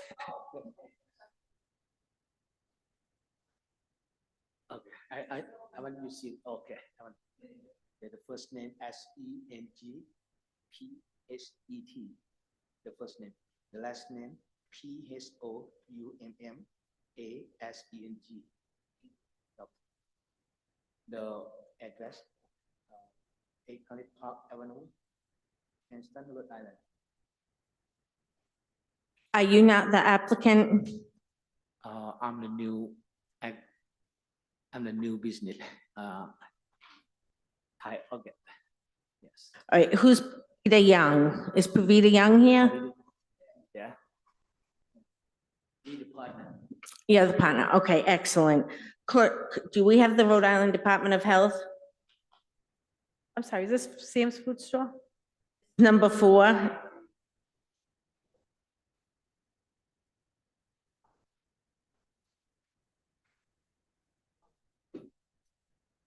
Not received it. Do you have anything to tell us tonight? We are missing the Rhode Island Department of Health license.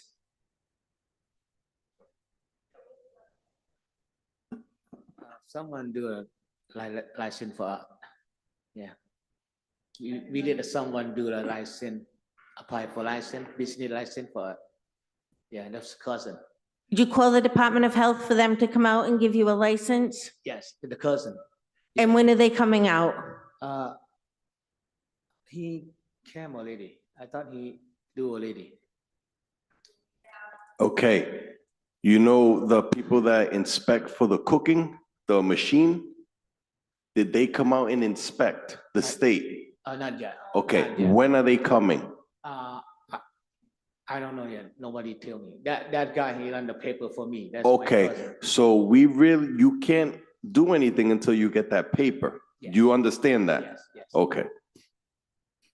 Okay, Council President? Thank you, Councilwoman Horoyan.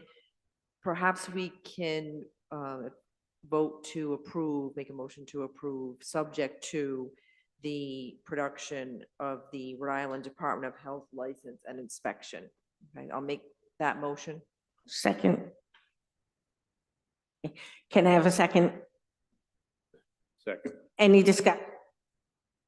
Just so the applicant, you understand tonight, what we're going to do is we're looking to approve your license, but you have to get the approval from the Department of Health. Once you get that, you contact the city clerk's office, the same people you did to file your application. Yes. And you give them that health department inspection that you passed, and then they will give you your license, okay? Yes. Clerk, may I please have a roll call? Councilwoman Graziano, Yes. Councilman Andujar. Yes. Councilman Ritz. Yes. Council Vice President Wall, Yes. Councilwoman Haroyan, Yes, Council President Marino. Yes. you're all set. You, Make sure you bring back license, okay? From state health, okay? Okay, Okay, good luck. thank you so much. next item on agenda is Kids Empire LLC doing Kids Empire, 1400 Oak Lawn Avenue. Clerk, have you received the outstanding items? No, we have not. I believe the manager is online. Would he like to speak? Sergio, we are missing the Rhode Island Department of Health license. I think we have it. Let me see. Yeah, I have it. I believe, well,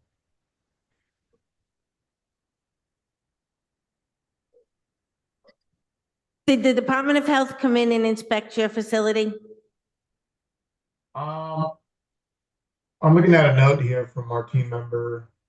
I think they set something up in January. I think it has been completed. I don't have the full information on that in front of me. Let me take a look here in this one area. Should be in here. Or it could just be on its way as well. Let's see, Rhode Island, Cranston, here we go. Council President Marino? Thank you. Similar to the other establishment, I'll make a motion to approve this victualling license for Kids Empire Rhode Island LLC, DBA Kids Empire, subject to the production of the Rhode Island Department of Health license. And just so you, Mr. Pedrosa, if this motion gets approved this evening, you need to schedule, if you haven't already, your inspection with the health department. When they issue you that license, then you produce that to the city clerk, the same office that you filed the application with, and then they will give you the license. Second that motion. Any discussion? Clerk, may I please have a roll call? Excuse me? I got a little bit more information. The health department told us we didn't need a food permit because we're only prepackaged food only. We don't cook. We don't have anything like that. Chips and drinks, that's it. Need a victualling license. No, but they still need to give a health license. Hmm. I think the solicitor has something to say. I still think he needs an inspection though. I believe he still does. It's almost as a bar that has no kitchen, so you still need a health license. They will go out and inspect and give you a report that you need to submit to us.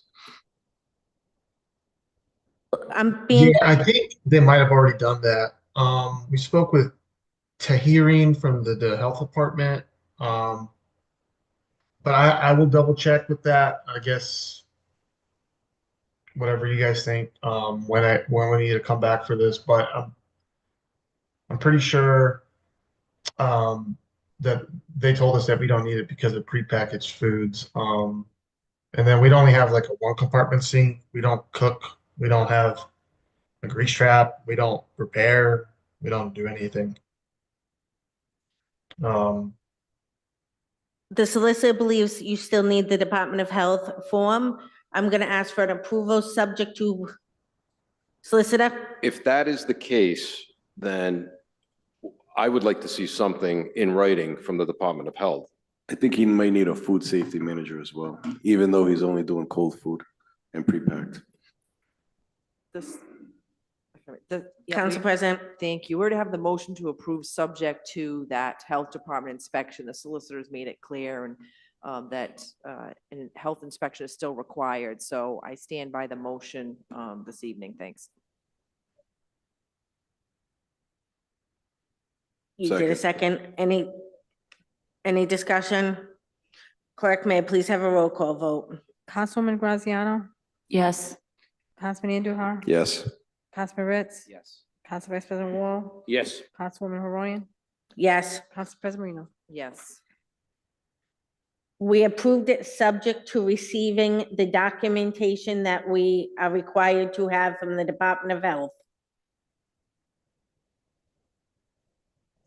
Okay, sounds good. I will get a hold of our team member who is responsible for applying for this stuff, and I'll ask them to provide any kind of documentation that has this written down, other than a note in front of me, that either we need an inspection or we don't. I will talk to them tomorrow. Uh, when I have that document, who do I give it to? City Clerk's office. Okay, Thank you. Have a nice evening. you too. Thank you all. Mobile Food Establishment, number one, Corando LLC, California Taco Truck. We have all documentation. Did we do Layham? Number 6? So you're gonna continue that, right? Motion to continue. Second. Any discussion? Clerk, may I please have a roll call? Councilwoman Graziano, Yes. Councilman Andujar. Yes. Councilman Ritz, Yes. Council Vice President Wall, Yes. Councilwoman Horoyan, Council President Marino. Yes. Okay. Under mobile food establishments, can I please bundle 1 and 2 together? Motion to take H, 1 and 2 together as a block. Second, Thank you. Any discussion? Clerk, Um, may I please have a roll call? Councilwoman Graziano, Yes. Councilman Andujar. Yes. Councilman Ritz, Council Vice President Wall, Yes. Councilwoman Horoyan, Yes. Council President Marino. Yes. And now may I please have a motion to approve? Motion to approve the block. Second. Any discussion? City Solicitor, I have a question. As far as these mobile food trucks, do they have to move from certain place? They only could be at certain times? The reason why I say that, and especially in my ward on Cranston Street, there is a food truck there that's permanently there. And I just feel that it's not fair to the restaurants to have to pay taxes, get all these inspections, and here's this guy that shows up in a food truck and he has a mobile restaurant parked. So I just wanted to know if there's any limitations on these things to stay in certain places, or can they get a license to stay an extended time? That's my only question. There's a lot of restrictions on that. It's very comprehensive under our ordinance, as well as state law. They can't be, and off the top of my head, I can't tell you how many feet. You can't be within a certain number of feet to a restaurant. So yes, there are a lot of pretty stringent requirements they have to abide by. Thank you. Okay, number 3, W's Wood, Chair, we have to vote on that. You have to take a vote. Councilwoman Graziano, Yes. Councilman Andujar. Yes. Councilman Ritz, Council Vice President Wall, Yes. Councilwoman Horoyan, yes. Council President Marino. Yes. Okay. W Mobile Food Fired Pizza Oven. Have we received the information we need? No, we have not. Could I please have the current address of that? I just did too.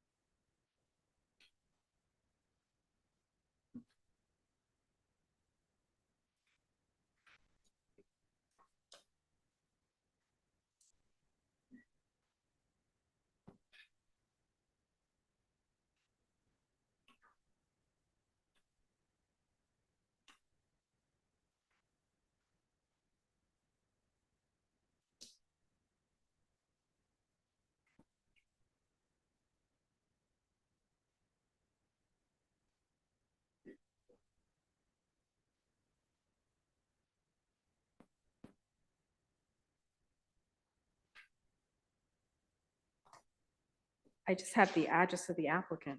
Is that okay? 41 Jenkins Street in Providence. Could I have a motion to approve, subject to us receiving all the information that's significant for this? Motion to approve, Second. subject to receiving I believe it's the Rhode Island retail sales permit. Second. Any discussion? Clerk, may I please have a roll call vote? Councilwoman Graziano? Yes. Councilman Andujar? Yes. Councilman Ritz? Yes. Council Vice President Wall? Yes. Councilwoman Haroyan? Yes. Council President Marino? Yes. Next on license renewals, A, Employment Agency. Could I please have a motion to approve this? Motion to approve. Second. Any discuss? May I please have a, Councilwoman Graziano? Yes. Councilman Andujar? Yes. Councilman Ritz? Council Vice President Wall? Yes. Councilwoman Haroyan? yes. Council President Marino? Yes. Okay.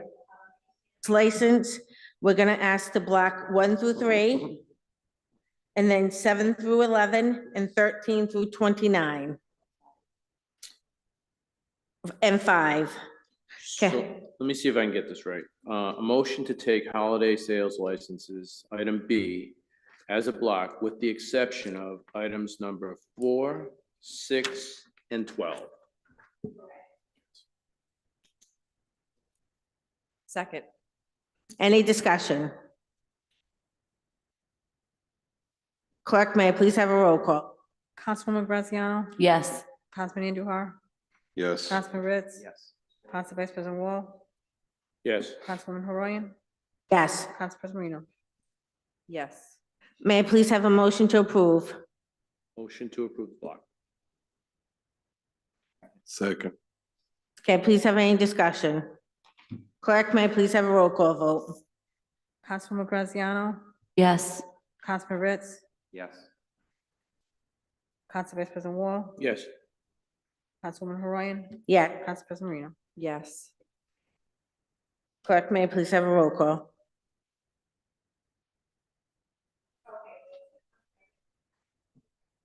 Okay, now we can go to number 4?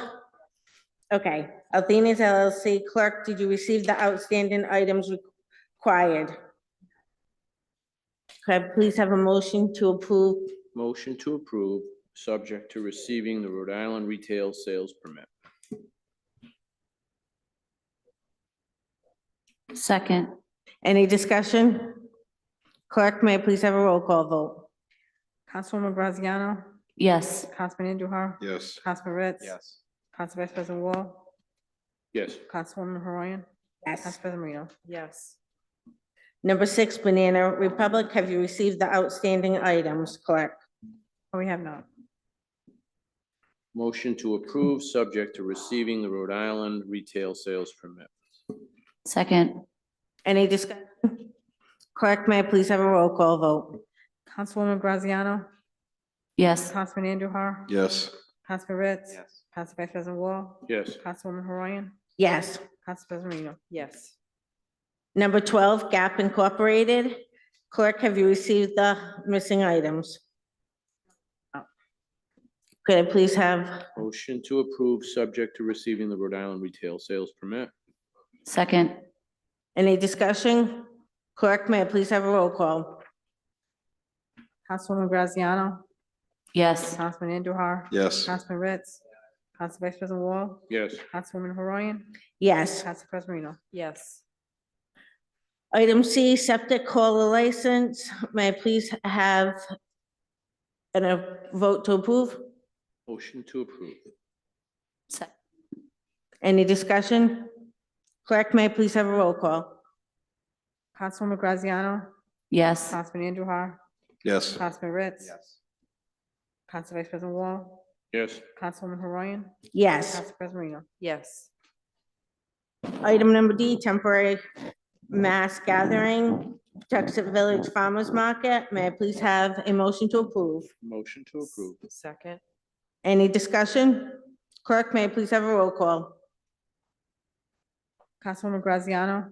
Yes. Councilman Andujar? Yes. Councilman Ritz? Yes. Council Vice President Wall? Yes. Councilwoman Haroyan? Yes. Council President Marino? Yes. victory license, Pawtucket Village Farmers Market. May I please have a motion to approve? Motion to approve. Second. Any discussion? Clerk, may I please have a roll call vote? Councilwoman Graziano, Yes. Councilman Andujar. Yes. Councilman Ritz. Council Vice President Wall, Yes. Councilwoman Horoyan. Yes. Council President Reno. Yes. Standing item.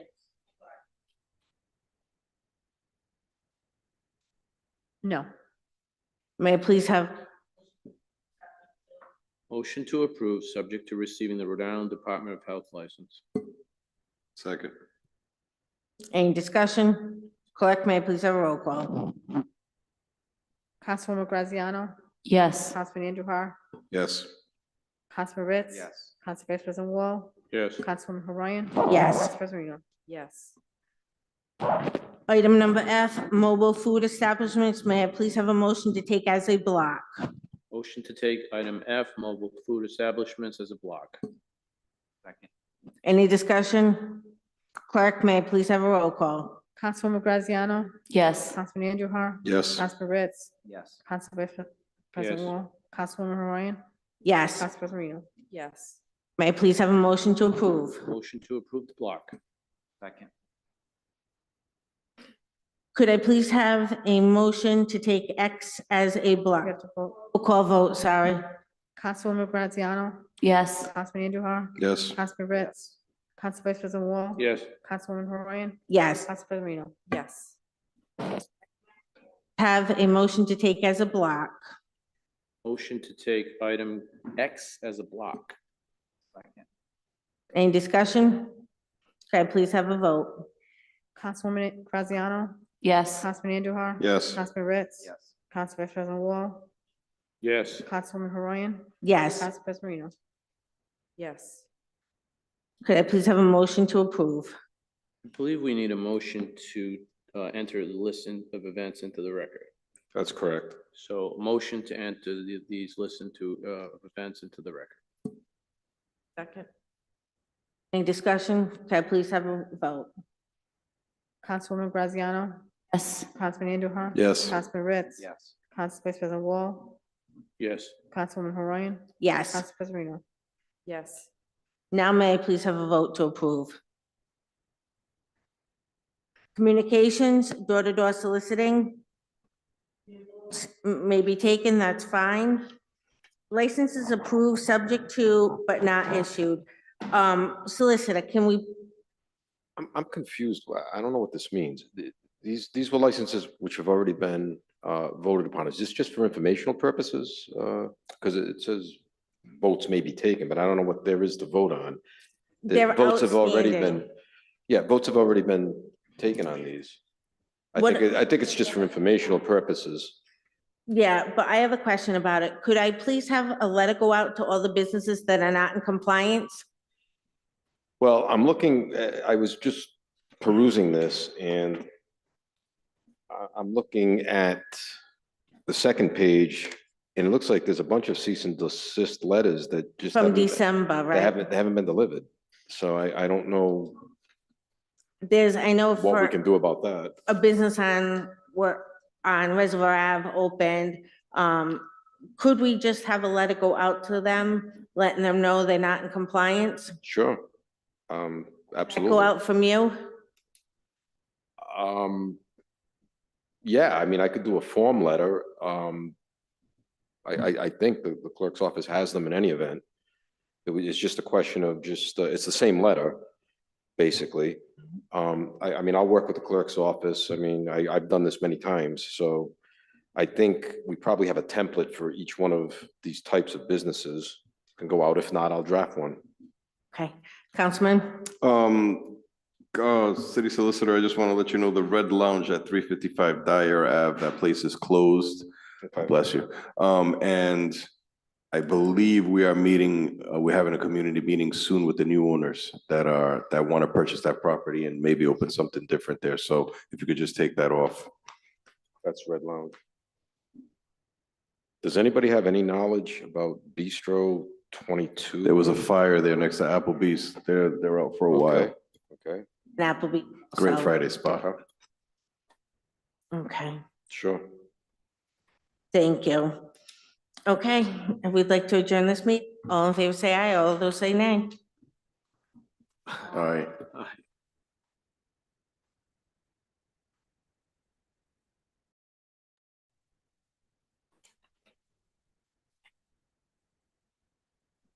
Meeting adjourned.